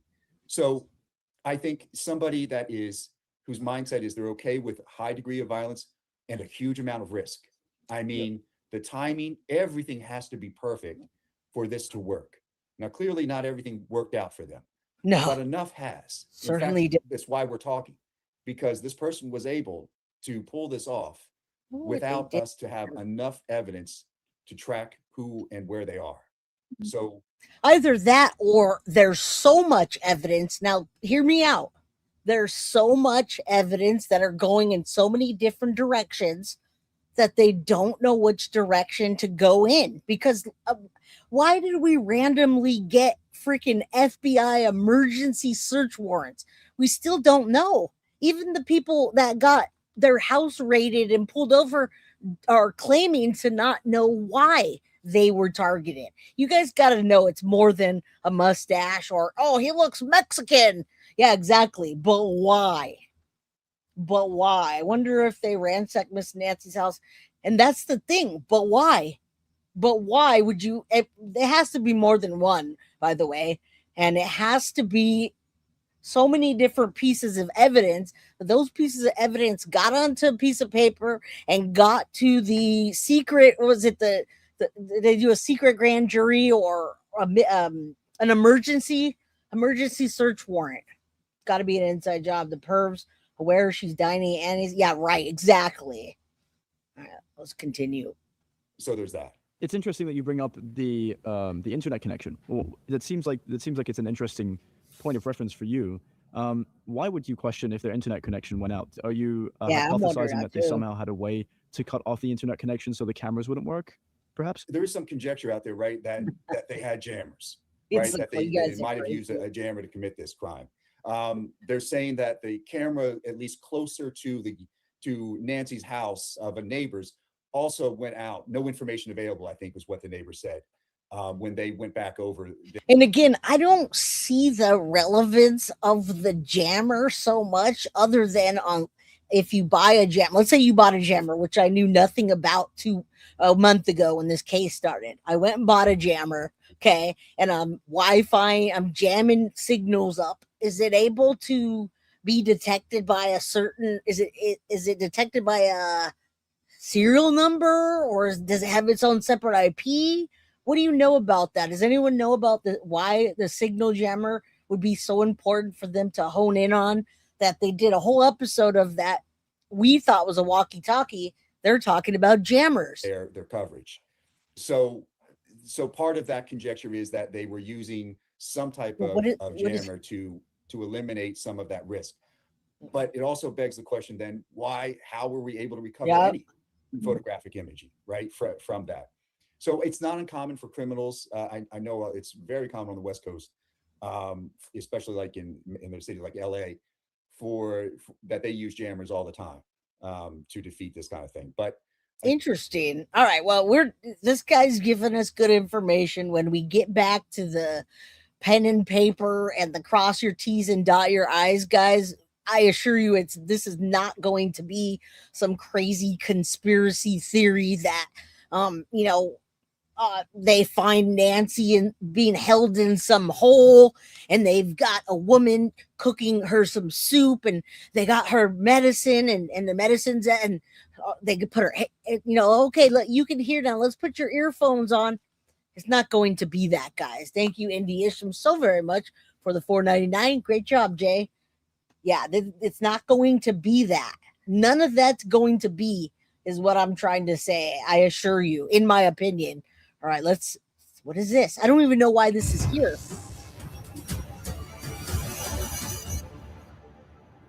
Here. And there is no gun. Well, now we know the no gun photo, no backpack photo. That's why the FBI is back in the neighborhood and they're talking to everyone in there about January 11th, specifically 9 p.m. to 12 midnight. Straight out to our panel of experts, to Joseph Scott Morgan, professor of forensics, Jacksonville State University, author of Blood Beneath My Feet on Amazon. And I hope he's talking about the blood spatter that was on the carpet, because there was another blood spatter expert that came in and said that was a lot of blood and it was coming out fast. I know, right? Jammers aren't coming except in Los Angeles. Damn it, California. Hey, I'm in California. What? What's up, DJ? Drop your link. Go ahead, buddy. Get those subscribers. And star of a hit podcast, Body Bags. Yeah, we know. And we also, love him. Hold on. Are all the Sorry, I just don't want. I hate when she does it. timestamps now, Nancy, Okay. is significant because you can go back. I don't know how far back they've gone with the videography that they have in hand. And what I'm talking about You're are so all the late. peripheral areas. Did they have anything that goes back to that date in January where they can see a potential suspect moving around in that environment? And also, let me throw this out there to you. The backpack that he's wearing, and we're back on this again relative to the Ozark backpack, I think that it's critical here to try to understand, did he acquire this after that date in preparation of everything that he's been doing? It's also been stated that that holster that he is wearing is also a purchase from Walmart, which is where Ozark. And look at that. I mean, this is just the most flippity floppity freaking, I don't know a better word to say it. If this guy's walking and doesn't have his hand on that, it's literally just flip flopping around. And I understand what signal jammers are. I'm just wondering if there's something in that signal jammer that can be identified by FBI to say, this is the signal jammer and it belongs to John Doe because it matches that, whatever. I just don't know enough about signal jammers. Now, you want to talk about guns and holsters and tattoos and gloves from the tattoos and the black and white tattoos? I got you all day long. But when we start talking about signal jammers, I have no idea. All right, let's continue. No timestamps. I thought he said there were some timestamps on the video. Is also sold as well. Now, granted, he could have bought this online. He could have gone to a thrift store and picked it up. But it just seems like a coincidence at this point in time, not a coincidence, rather, that he acquires all this stuff and he changes his appearance. I stated some time ago that I felt as though that whoever did this had been casing her home, all right, that they had familiarity with this environment, that they were trying to understand it, trying to get a feel for the environment before they take her.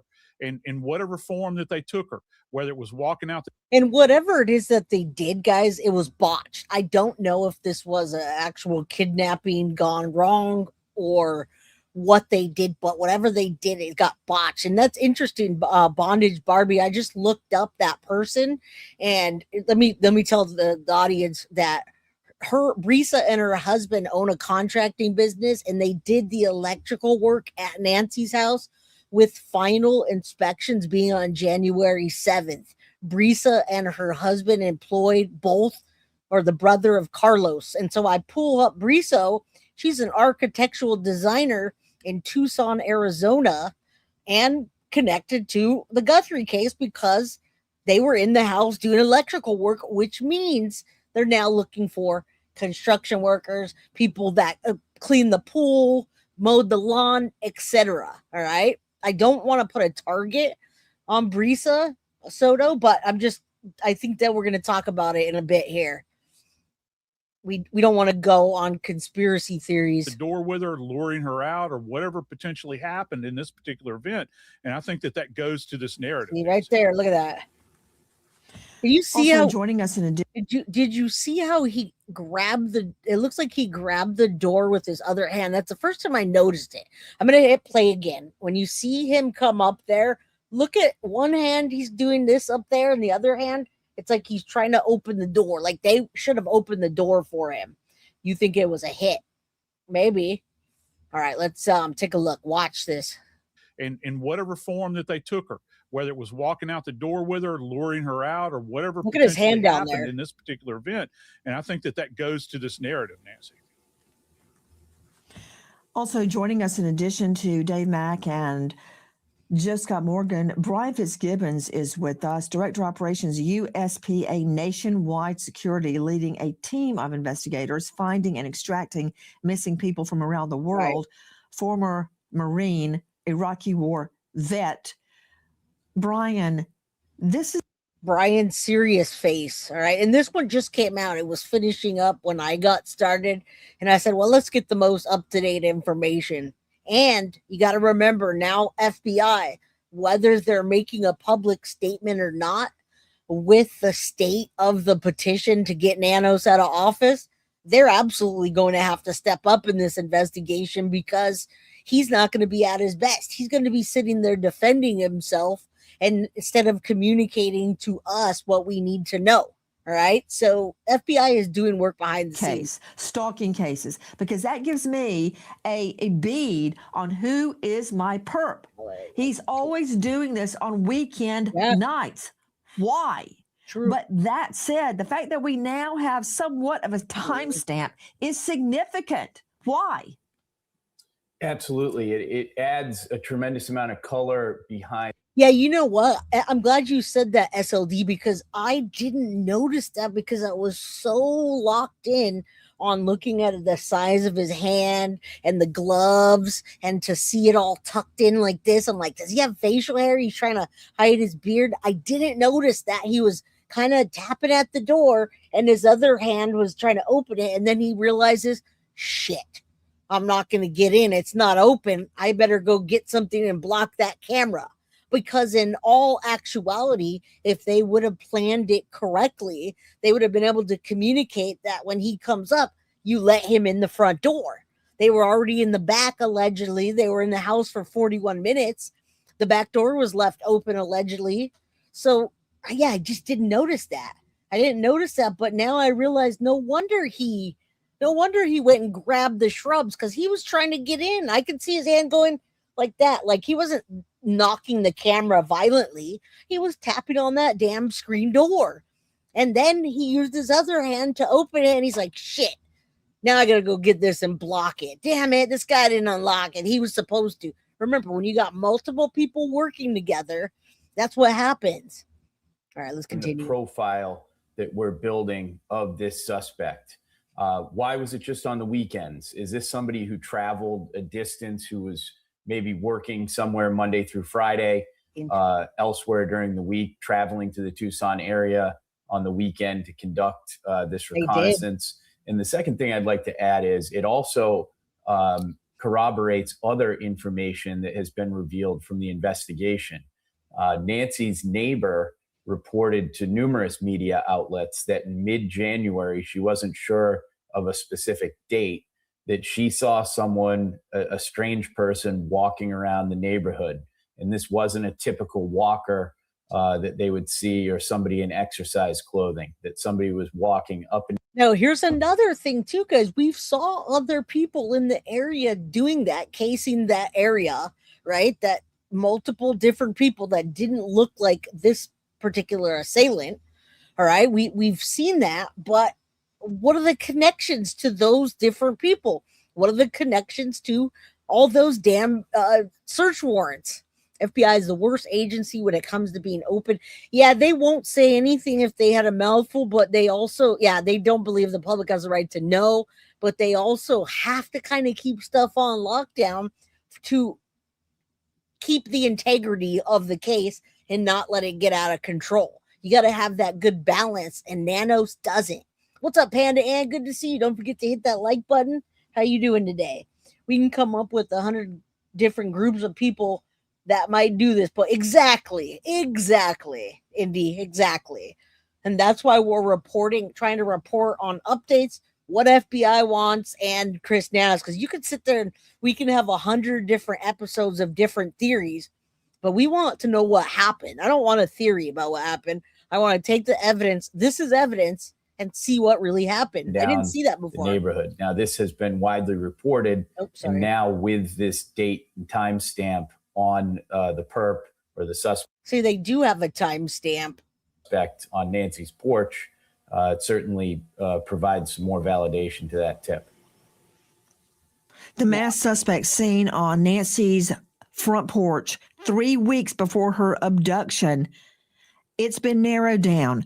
Definitely Jan 11. Definitely Jan 11. To Todd Shipley joining us, digital cybercrime expert. So did you see him hitting the door and his other hand going like this, guys? That's what I wanted you to see. We might never know what's missing, right? Well, they're not going to tell us that. And you know why, lucky lady? Because they don't want somebody that's a copycat or somebody that wants to jump on that $1 million reward to go and regurgitate what they said on the news. All right. So they have to keep stuff down. Yeah. That's what, what's his name called it? Serious face. Am I having a serious face or is this guy? Look at this guy. What is that? What happened? He looks like he's got a mask on. Former Detective Sergeant Reno, 25 years in law enforcement, author of Surviving a Cyber Attack, Securing Social Media, Protecting Your Home. He is at darkintel.info. I know on the outside looking in to civilians, this is not a big deal. It is a big deal. Now we're looking for sure at January 11, January 24, and January 31, Feb 1. This narrows down the identity of the suspect. Now people can think back. Where was X on these dates? Why was he out late that night? That's just a small example. And then think about the parallels with the Brian Kohberger case and how that was solved. Anybody knows about the Brian Kohberger case? You remember that video where we kept seeing that white Elantra? Was it Elantra he was driving, casing the area before going back? And then the next day, we didn't know it was Brian Kohberger. The next morning, he went back around to see if the house was in a ruckus about 9-something, but nobody was awake yet. He wanted to see if they had, cops had come already and all of that. Same here. We've got 2 cars at crucial times near this crime, and they call it a crime scene because of the blood. All right. They always carry us timestamp, but people were asking about that. And the parallels of the 2 cases are the vehicles that need to be identified that were in the area around that time. It's literally that night within 0.5 miles.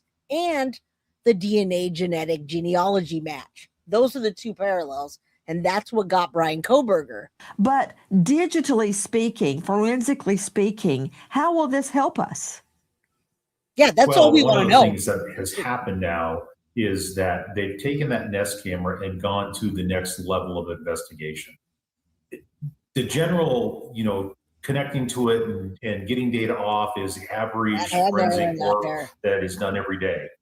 What happened in this case, I'm pretty sure, is that they actually did what we call a chip off. They took the device apart, went to the motherboard, took the actual memory chips. Did you see how he did that? And read them directly to get this extra data that was there that they couldn't get otherwise because it was deleted or otherwise removed from the average ability to get to it. So well, listen, ultimately what I think is going to happen, Indy, is the son-in-law is going to be, maybe he didn't have direct anything to do with them because they did do polygraphs. Let's say that he didn't have any direct deals. Hey, let's shake on this. But somebody that knows that Andy and Tommaso take care of Nancy on a regular basis, have access to her house. They're the caretakers, know how to get in, all that stuff. That's what I think is going to end up happening because Indy, if you look at the search warrants, the emergency search warrants, and the people that are tied to this case, they're all tied to that inner circle, right, Mab? Right. Not this episode, but the last episode, we showed all the different connections and how they're connected to who, and it comes back into a full circle. Right. Michelle says, I seen a video where they overlaid Carlos's face at the front door. And it was, we did that on here too. It was Monk's behavior. He's built like a perp. Yeah, I don't think they're clear just yet either. Did a very sophisticated process, got the data off there, and now have new evidence that we didn't have. And this took them a while to do. It wasn't something that was easily done because it's partly destructive when it takes this kind of. But now listen, part of the reason for the petition, guys, is because Sheriff Nanos cleared the family too early. That's one of them. That's one of the reasons. So what are they saying with that? They're not cleared? What are they saying? And also them withholding information from the FBI? What information did he withhold? Technique to get the data off. And so they were able to get that information and produce new photos that show exactly when this guy was there at a previous date. Back to Dave Mack, the FBI in Nancy Guthrie's neighborhood in the last 24 hours asking about neighbors who moved out before Nancy vanished. They're also keenly interested in a home that is under construction, and they want the names of all the crew. I'm going to pause it for a second because now we're getting back to the construction workers, and I just wanted to refresh your memory with this picture of Luke. Now, Zach, I do not see the resemblance whatsoever. Luke, I absolutely do, and I keep saying it when I keep seeing his hand and the fact that it was swollen and his interview and the connections. And then there's another perp too. You see that, right? Yeah, Monk's Intrigue, we did that. We covered that video over here. But I just wanted to show you that to refresh your memory of what these people look like. All right? And I'm going to call them people because I absolutely believe that there's 2 or 3, maybe even more people. House. Bam. What about it, Dave Mack? Nancy, dead on accurate. Let's take them one at a time here. The FBI was back in the neighborhood and looking at these homes under construction and wanting to get all of the employees' names, numbers. Look at that freaking, oh my goodness, that reward is outrageous. $1,202,000.50 or something like that. That's wild. But let's remember the timeline too, right? The 9:48, 2 minutes into the garage, 1:47, the cam disconnects. Her pacemaker spikes, which means maybe that they woke her up then or she was scared. I don't know. Software detects. I mean, this is 1:47 to 2:28 is what they're counting here. All right.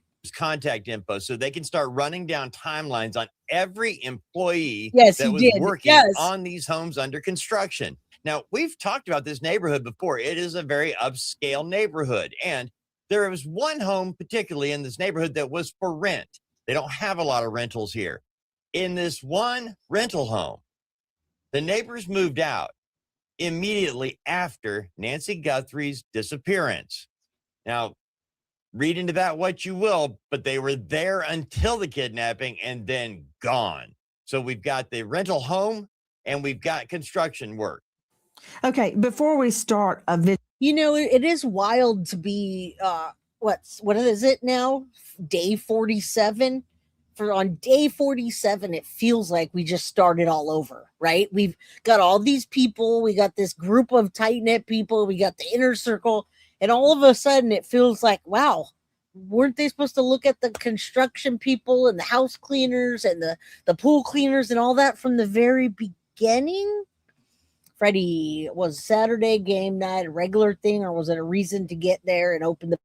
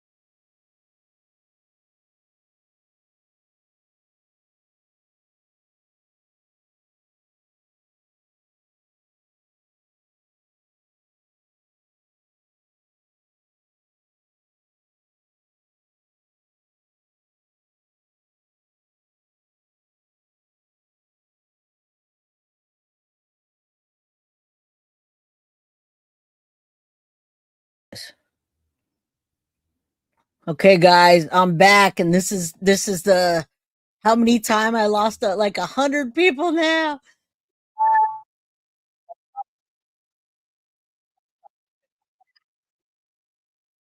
I'm trying to load everything back up, but you guys, I mean, it keeps happening. I guess if it happens again, we will see. We'll do something different, but I want to continue with what we're doing here and talking about the construction workers. I'm sorry, guys. Come on in, hit that like button. If you're leaving, hit the like button on your way out. All right. I'm here for it. Just, I don't know what's up with California and freaking them turning off because we have 80-degree weather. As the investigation enters a quote more complicated phase. Thank you. Now, I want to go back to not just the backpack, but a recent discovery found near Nancy Guthrie's home in a wash. What that means is where the water, torrential water, has washed out the soil. Looks kind of like a dry creek bed. That's what a wash is. Now, I want to show you what Adrian F. posted on X.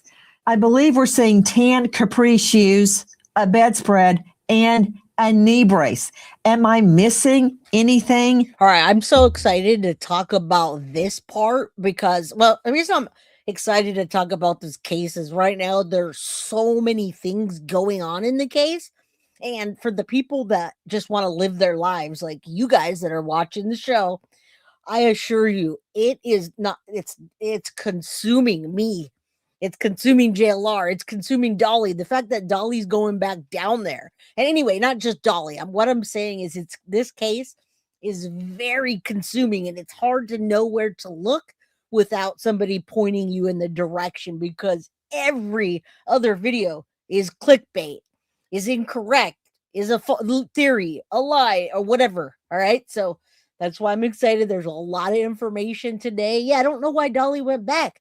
There's nothing really there. It's weird, but we'll find out. I'm a Dolly fan. I support Dolly.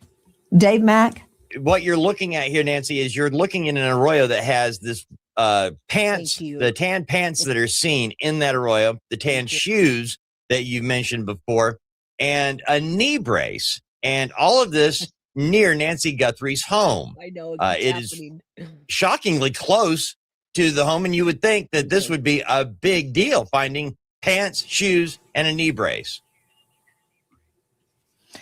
Thoughts on tan pants, shoes, knee brace, and bedspread, whether they are connected or not.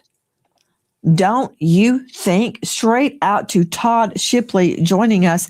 Todd, digital cybercrime expert, former all right, so podcast, Body Bags with Joseph Scott Morgan. Well, that's what we don't know, Becky. See, Becky, we don't know what it was. Nobody knows what the motive is. I mean, we're thinking it's a financial motive because we get these TMZ updates that say somebody sent a ransom note and another one. But then we listen to this hostage negotiator that says nothing to compare to what's actually happening with this case. There's more people than we thought. Law enforcement's looking everywhere. We're starting all over, it seems, right? All right, let's continue. What's up, Coffee Dog Studio? Good to see you. Thanks for coming in. Hit that like button. That's what he's done his whole life. Now, when we get information, it doesn't have to come from law enforcement. The FBI doesn't have to be walking along the side of the road in a hazmat outfit and find this.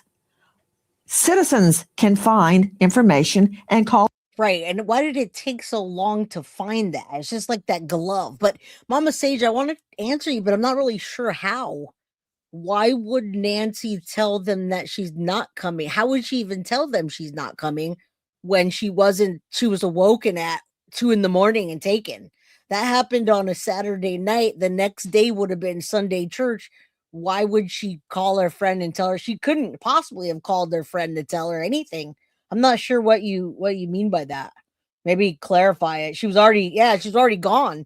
She couldn't have called their friends to tell them because she was already gone. It in. Then when you put the citizen up on the stand, Joe Scott Morgan, that citizen can be cross-examined until the cows come home, until the defense attorney is blue in the face. But that doesn't mean the evidence isn't real. Now, listen, here's another piece that we don't know. And Kimberly, I agree with you. The ransom notes could be absolute red herrings. Did law enforcement tell us anything about the inside of the house other than there may be some DNA on the bed and she may have been drug out? They didn't actually tell us if they found a ransom note in there. They didn't tell us if anything was taken. They didn't tell us if there was something inside, blood they were testing. But what we're hearing now is that blood that came from Nancy on the porch was blood that was coming hard and it was coming fast. Okay, it wasn't just a little bit of like she coughed or maybe it was much more than that. Now we understand that. Just because law enforcement didn't find it.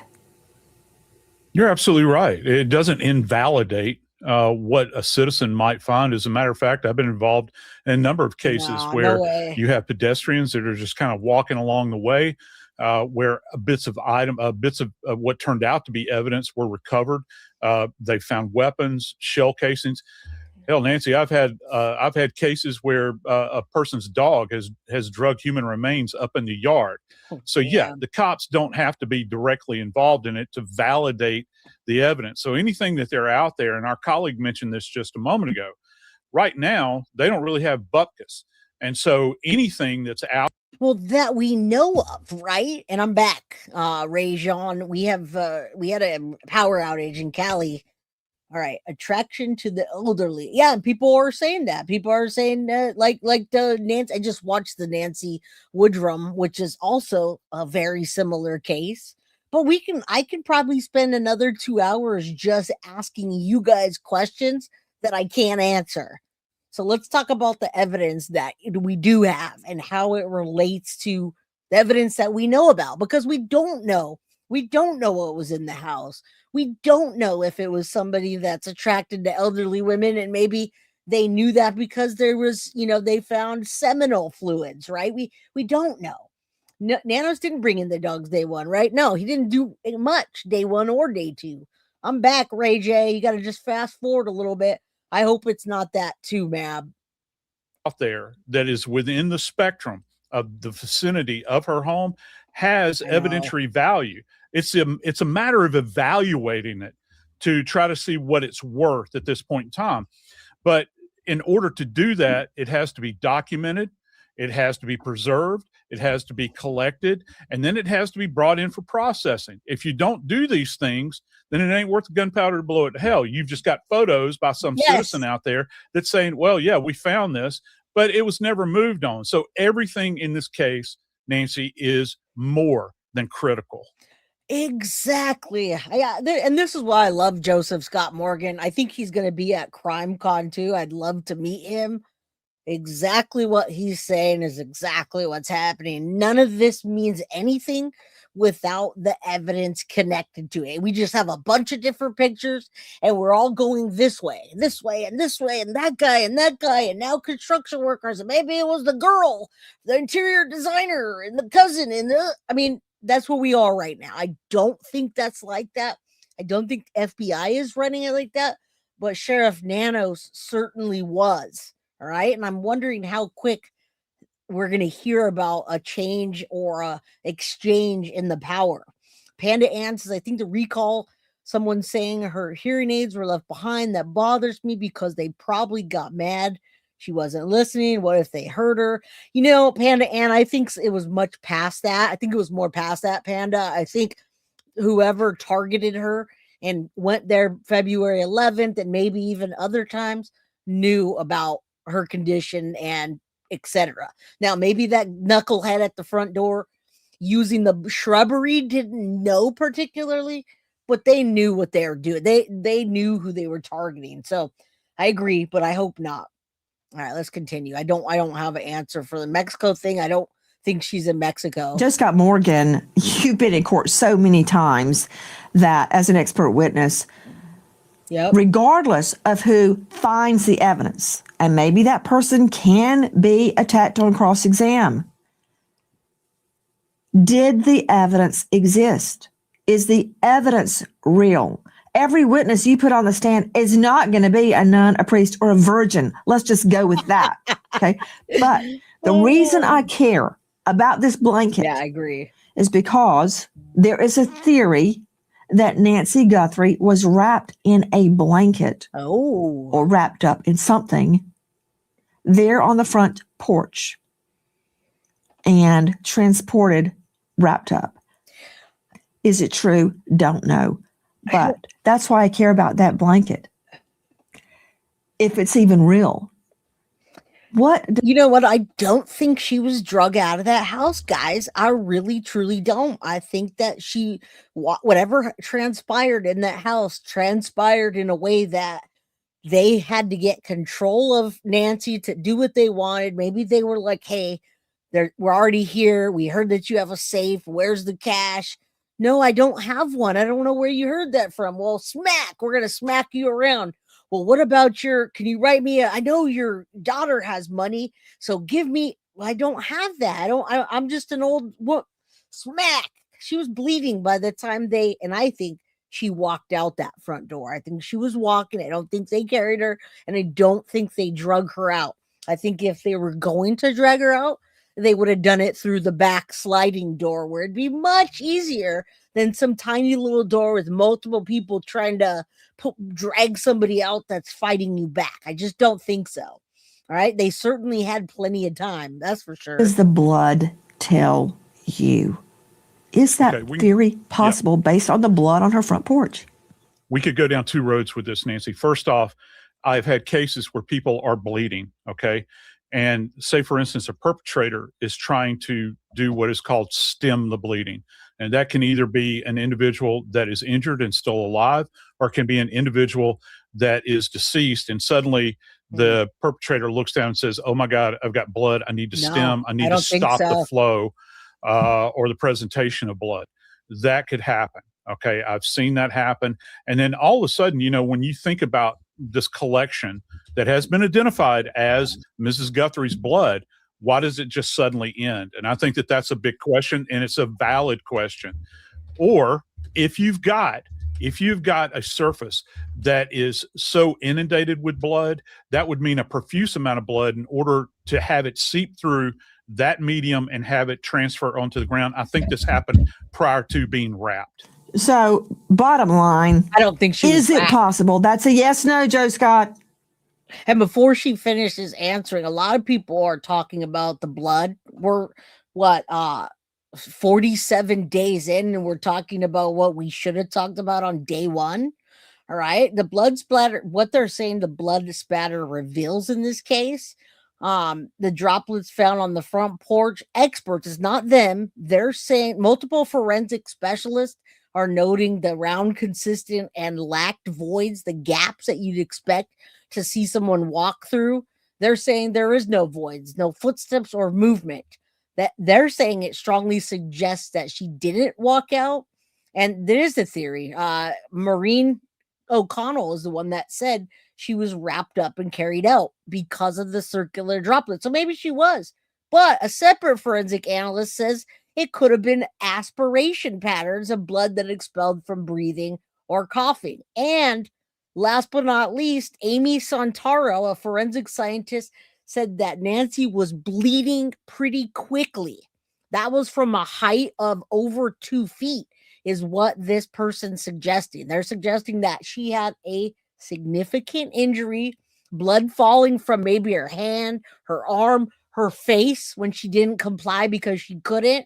All right. But we don't see major struggles. We don't see signs of major struggles or large pools of blood or drag marks or anything of a violent nature inside of the house. All right. The blood pattern suggests that her head was tilted or she was in a carried position and her head or body were tilted downward. All right.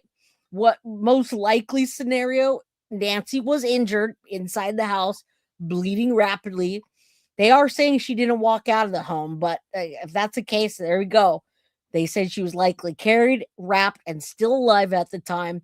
Blood splatter shows no disturbance. That's it. That's all. All right, let's continue. Yeah, it's possible she could have been wrapped up in a blanket.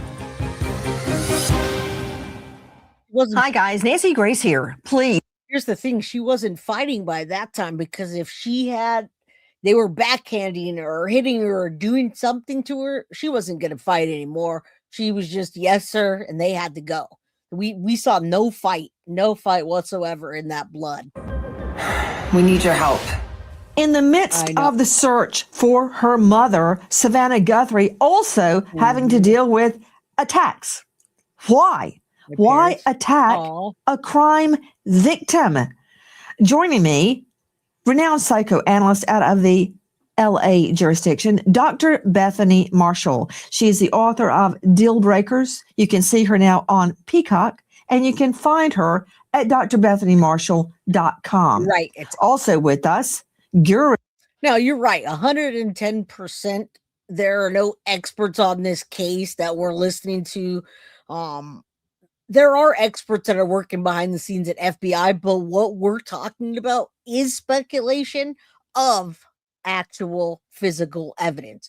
We're not just making up that there is some underground tunnel and two Mexican brothers know where she is. Here's the coordinates. That's not what we're doing. We're taking the blood. We're looking at the patterns. We're taking the door cam, looking at how he knocked on the door. Now I saw it this time. That's what we're doing. So although I'll disagree a little bit and say we're using the evidence to try to find out what happened.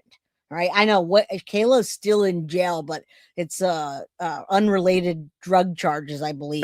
PR guru to the stars. Look at his hair. Rob Shooter. Who is that? He's the author of a hit new book that is climbing the charts on Amazon. It started with a whisper. He's also at robshooter.substack.com. Some of his clients, the infamous Sean Puffy, aka Diddy. Oh my goodness, look at this guy. What a tool he is. Only want to hear talk about this. Well, thank you, lucky lady. I'd rather talk about facts and go based off of that than some random. I just can't go there. All right. No, it was my video that froze. I've been kicked out twice.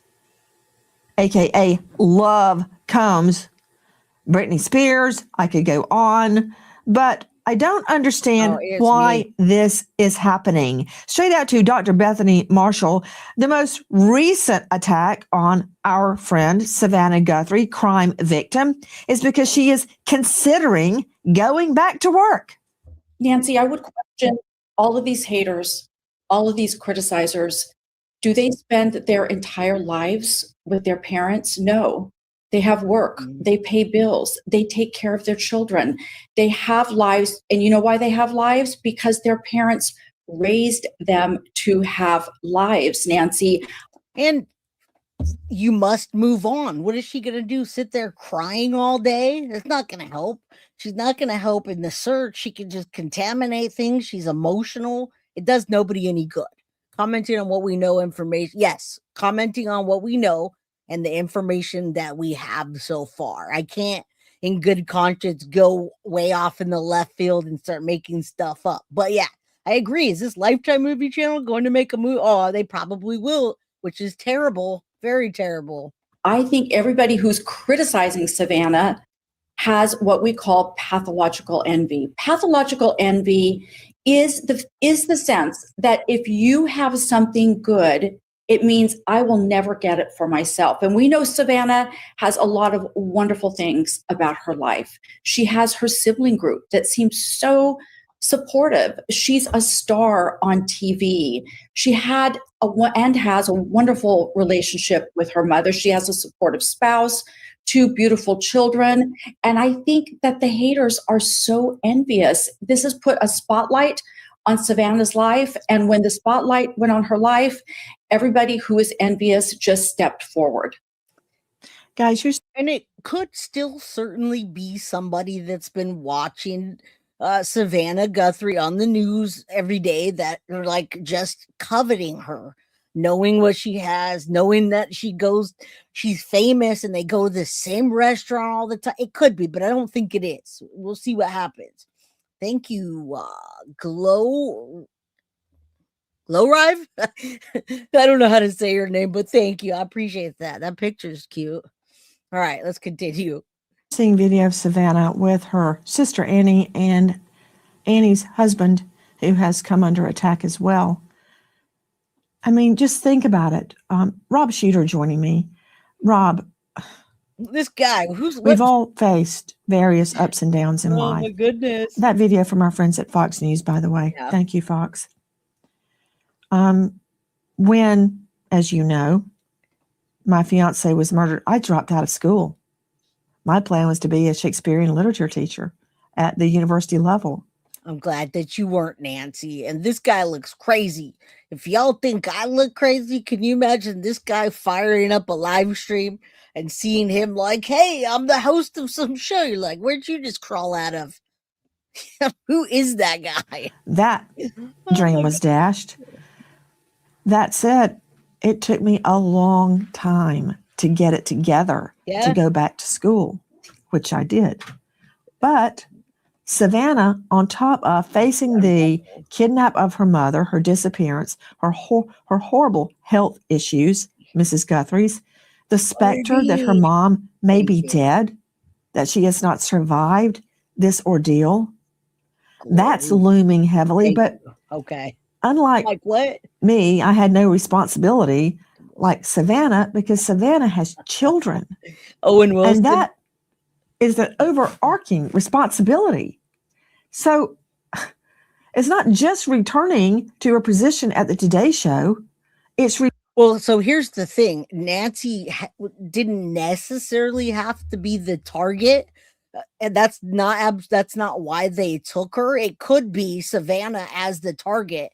And that's why FBI and hostage negotiators helped to get those videos out, because she's trying to sympathize with the people or person that took her mom and vice versa. So it could have been Nancy in conjunction with Savannah, because Savannah brought her on TV. She was on TV for making her bed and tucking it in. And they showed all up in her house, in her room. She was on the show making chicken. They go to that restaurant. When they go to that restaurant, everybody knows Savannah is who she is, and she's very popular, right? She's very popular. So, I mean, Nancy or Savannah, the Guthrie family, will say. Returning to her two minor children. I mean, that is her priority. In my mind, that is my priority, and I guess I'm projecting. But what do you advise? You know, the other day, it was Katherine Heigl. Somebody was hating on her for going to a charity event. And she actually engaged with the haters. And I get it. You want to say something back, and you may be right, but is it worth it? I mean, are they worth it? I say no. But what do you do in a situation like this? She's getting hate from every corner, from going back to work to her recent reunion with her Today Show co-hosts and friends. I think that just poured gas on the fire of the haters. Some people claiming that she's part of the plot to kidnap her own mother, that she's trying to cover up for the brother-in-law. It's crazy talk. So you're the PR guru. What should she do? Yeah, professionally, she should tune it out and focus on what really matters, which is her health, her family health, her children. Being a mom is her priority. You have it. I mean, you got to see the decline in her. Yeah, I don't know what's up with that guy's hair. I'm like looking at mine and hoping it doesn't look like that. But I'm looking at the decline in Savannah. And has anybody noticed the decline in Sheriff Nanos from the day he started until now? He looks like he hasn't slept in like 3 weeks. So just keep an eye out for that. Absolutely right, Nancy. That's not a projection. I've met Savannah many, many times. We have mutual friends together. This is what she wants to do. She wants to be with her kids, and her kids have potentially lost their grandmother too. So she's being a mom. That's her first priority. She will go back to work. She's indicated that she will return to the Today Show. We don't have a date. It's completely I don't even know why we cover this. Like, screw the haters. They don't like anybody that's happy. Who gives a crap? Go back to work, make your money in case you need to pay another ransom later on down the line. Now, before you go out, I mean, and this is the things that you learn, right? You learn damn, it's not that good to be transparent on social media. I guarantee you after this, she's not going to put her children on the show, or she's not going to let people come in her house with the camera and show off the room. You learn a lot. Yeah, very unpopular opinion. She looks sad, weaker. My heart goes out to that whole family. We need KP to come and explain the jammers. Who's KP? I can explain the jammers, but I'm just not super interested in them because I don't think that they have a huge significance other than telling law enforcement what nights that someone used them. I just don't really, I don't know. I'm not blowing to me that people have been this cruel. And I think people are going through is there's no roadmap to this. We unfortunately all know what it's like to have trauma in our lives. However, to have a parent go missing with very few answers, there is no prototype. There is no standard behavior. There's no roadmap to follow. So Savannah here is a pioneer. What should she do? And I think she should just follow her heart. She's got a deep, deep faith. And so she's really leaning into that. And she's been spending a lot of time here in New York with her friends. So I think she's doing everything she should do, everything she needs to do. And let's hope that she can tune this hate out. We should point out, Nancy, though. I'm sure she can. She's been on television for years on the Today Show. I'm sure she's got a few hate this or that. All right. What's up, Carrie? Good to see you. You got anything to throw into this case? Katie Broadfoot. Oh, oh no. I know. You got to do that, though. All right, let's continue with this weird guy. This hate is a minority. Most of the response has been overwhelming love. Okay, Rob Shooter, maybe I've got my information incorrect here, but what happened to your hair? Aren't you the author of a brand new book that's climbing the charts at Amazon? It started with a whisper. Isn't that you?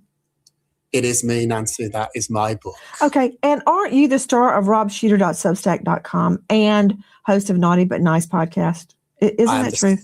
Star of both, yes. Okay, and isn't it true that you are the so-called publicist to the stars? Isn't that you, Rob Shooter? That's I've been called that, Nancy. Yes, I am. He's the PR to the stars. So was he the one that made T-shirts for Diddy that says Diddy's innocent, or on, you know how outside, you remember outside the courtroom they are paying people $20 an hour in the Diddy trial to wear Diddy shirts? Was that him?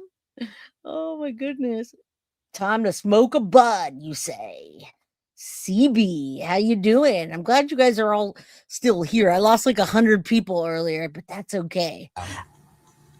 Okay, and your advice... And only because of the outage, I would hope. Advice is follow your heart. That's your advice. People pay money for that?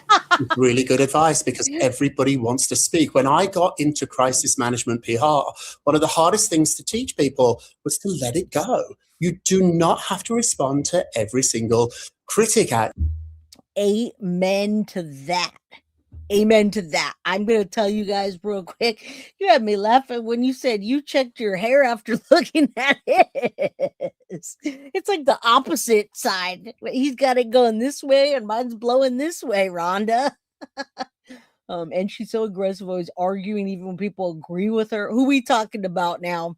But yes, what you gotta just let things go and move on, or it will ruin you. I'm sure she knows that by now. Who are we talking about here? Botched Barbie, Savannah Guthrie's personal.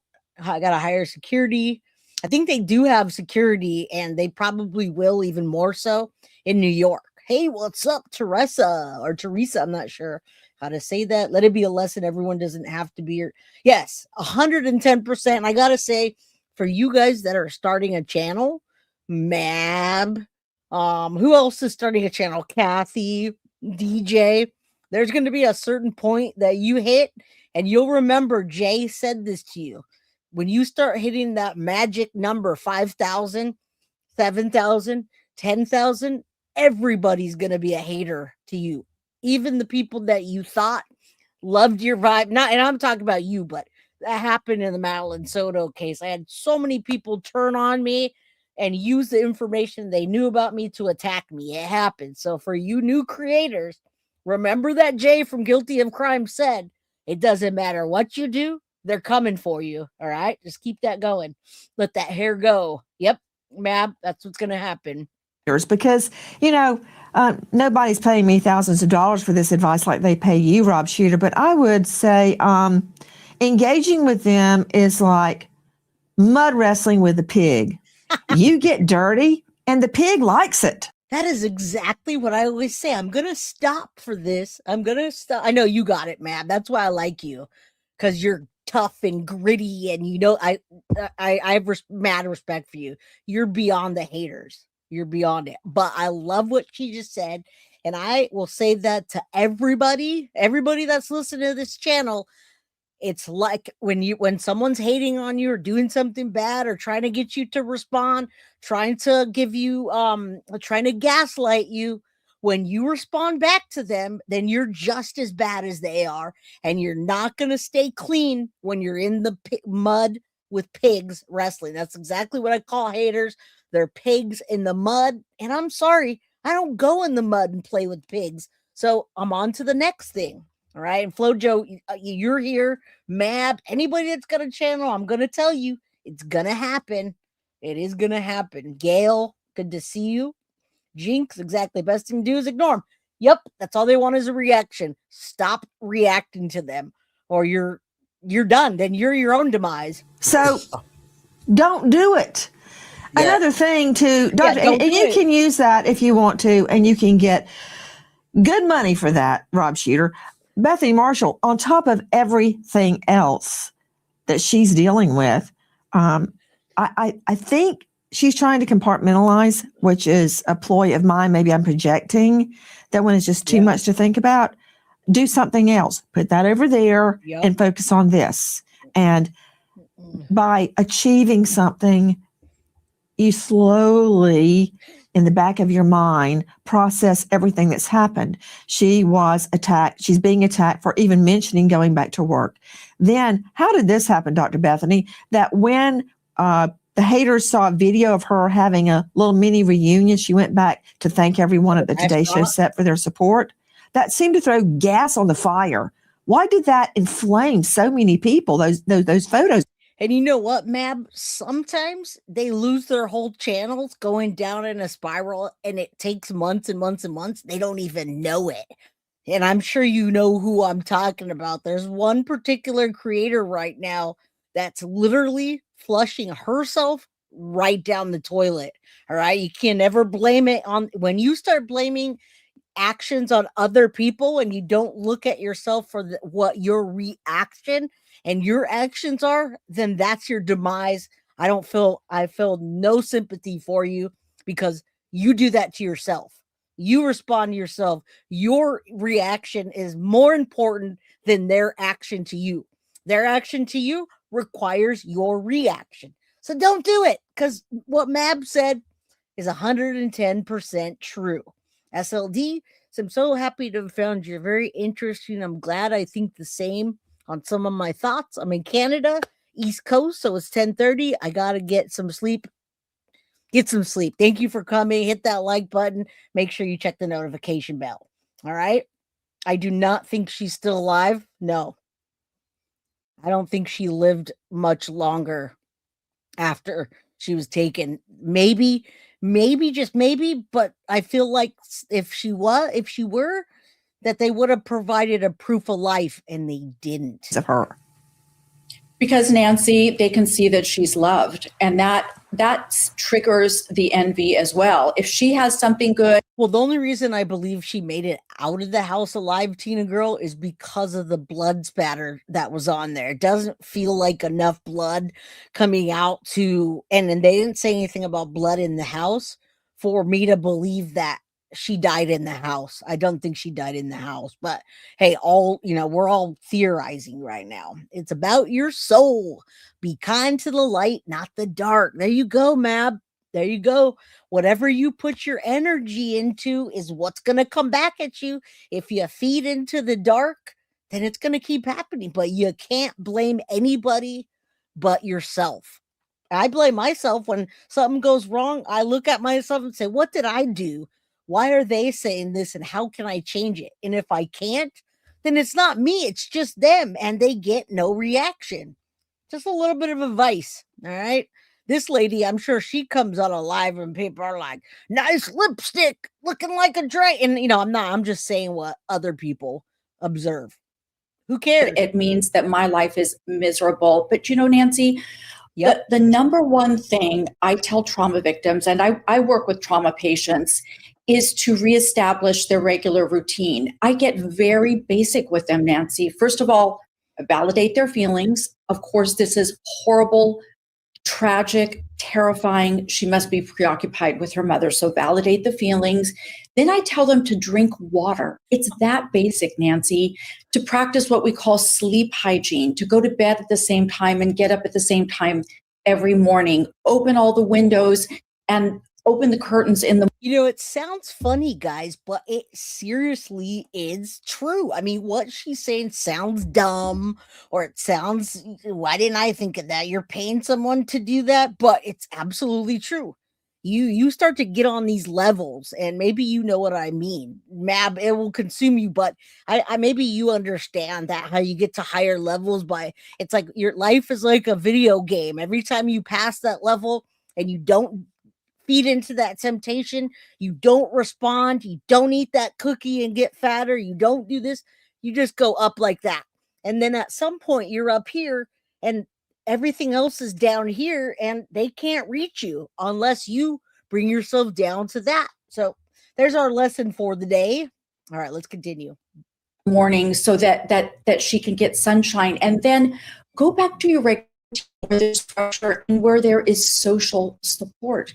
These people have been her friends and her professional family for many, many, many years. She probably does not have that kind of support in Arizona, where her mom is. So she needs to go back to the people who love her and who can listen to her. Trauma patients also have to talk about what happened to them as they are ready. Don't ask them too many questions, because it will trigger anxiety and trauma and stress, but they have to. And I gotta agree with you, probably, Phil, but you know what? I think Savannah's above that. And when I say above, I don't mean in a way like you're too good. I mean spiritually. You spiritually grow and you spiritually progress. In my opinion, that's the only way that you can get through something like that without collapsing. You heard Savannah tell us, real talk, guys, her mom's probably not with us anymore, and she's made her way home to the Lord. Speaking of that, there's 222 people in here.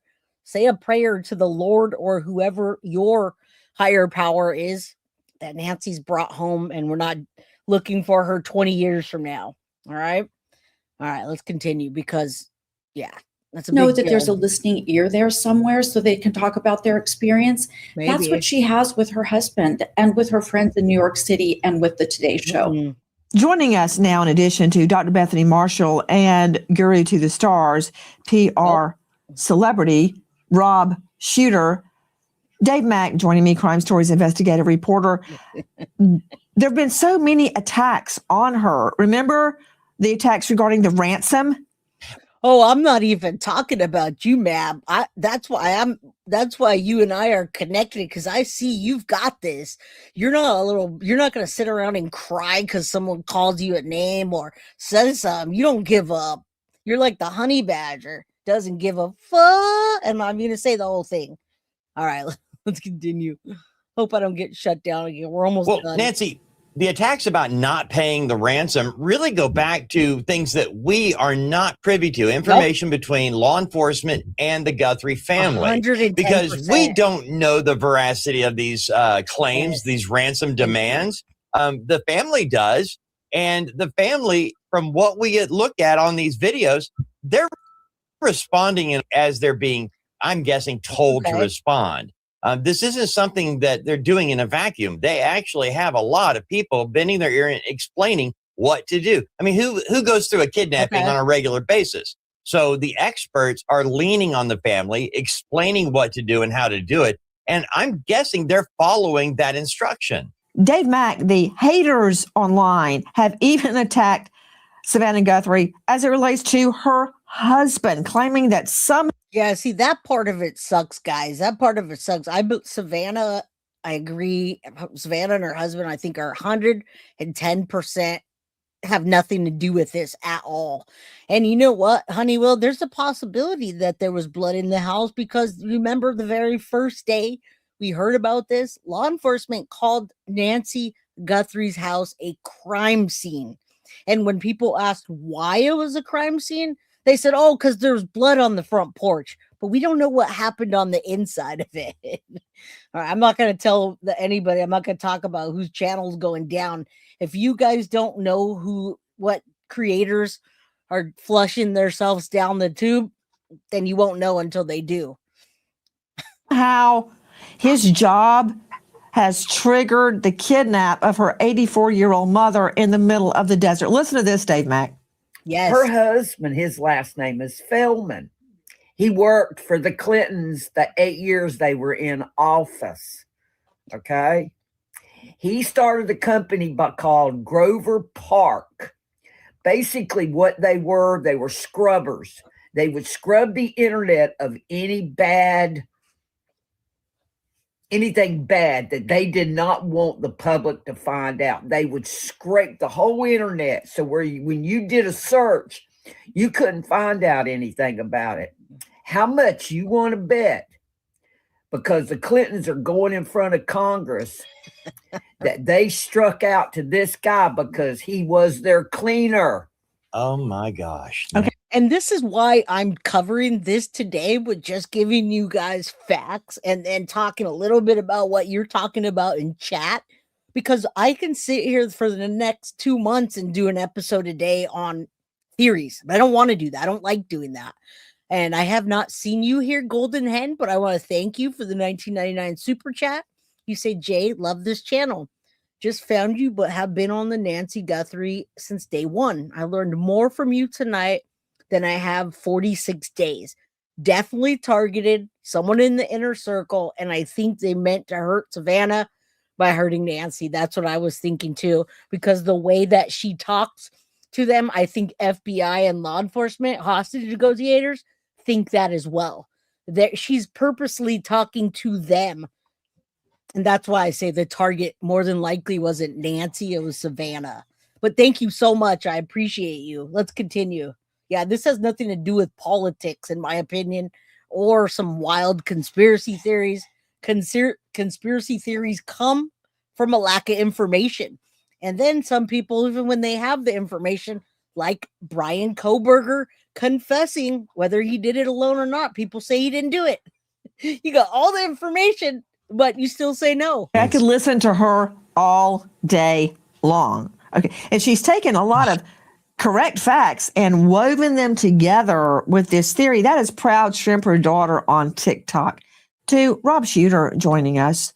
Rob, there have also been attacks on Savannah's looks. Describe. Yeah, people have gone after her for not wearing enough makeup, not looking sad enough, not acting like she's riddled with grief. And there we see Savannah. She looks very different there than what we're used to seeing her on the Today Show. And I think people might find that a little jarring when they see somebody that normally comes into their living room 5 days a week looking different. People have had a lot of questions about that. There she is without a professional. Now, that might make somebody happy also to see that. If someone was trying to target her, law enforcement and hostage negotiators and FBI aren't dumb when it comes to that. They know the stages. They know what to say, how to do it. So you want to sympathize with her when you see her like this. She didn't do that on accident. She didn't do that because she didn't have time to put her makeup on before she filmed. That was strategic, in my opinion. No, California normally does not have blackouts like that, Paige. I'm in California, and this is the first time that's happened in a long time. All right, let's continue. Hair and makeup person. She does not have a hairdresser with her in Arizona. She can't win here, Nancy. Had she traveled to Arizona with a glam squad, had she made these videos when she was in full hair and makeup, then she would have criticism about doing that too. And nobody's going to empathize, sympathize, or even want to bring her mom back. They're gonna be like, "Ugh, look at that bitch. She thinks she's better than us. Oh, she's reaching out to the public, but look at how she's all glammed up." Right? But I think this was absolutely strategic. Get her. Think of Savannah as a person, not somebody you see on TV. You want to personalize her, and then she's empathizing with you, and you're empathizing with her. That's what I think's happening. And so my heart breaks for Savannah here, because there's always going to be people that are going to criticize her. There she is again with her sister and her brother. And she's not looking like she looks on the Today Show, and she shouldn't look like that either. This is raw Savannah. This is not the Savannah that we see on NBC News. This is real life Savannah, and I think we should all cut her a break. A lot of people out there are confused by this. I want to give them the benefit of the doubt here, but it's cruel. It's really cruel. The only silver lining here, Nancy, and you know Savannah too, is she's a really strong person, and she has a really strong faith, and as upsetting as this. That's what gets you far is faith, by the way. Believe it or not. Mom, I'm sure Savannah was worried about her mom. She didn't care about what she looked like, but it was also strategic. Any male alive knows what a jolt it can be to see a woman who normally never leaves the house without makeup, wakes up next to them. Oh my goodness. That's funny. She'll get through it. She's going to be okay. To whoever has her, he's going knows where she is. Oh, what? That it's never too late. Yeah. And you're not lost or alone. And it is never too late to do the right thing. And we are here. And we believe. Right. And we believe in the essential goodness of every human being. And it's never too late. American homeowners. All right, I think she's just going to end the thing like this. I'm not talking about American homeowners or nothing. Seek justice. All right, guys, that is it. That is all. We made it through 2 power outages, internet, whatever. And yeah, we're done. I appreciate you guys. Thank you for being here.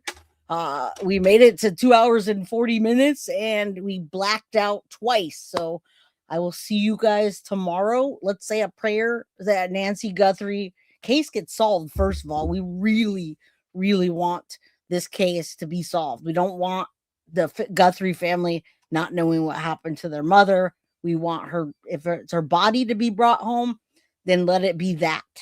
All right. Thank you guys. For those of you that are in the bushes, good night. For those of you that are here, good night. See you tomorrow, 4 p.m. Pacific Standard Time, 7 p.m. Eastern. Thank you guys. Have a good night. Thank you, Flojo, and all the creators in here. Good night. Thank you. Now go do your shows. Get out of my chat.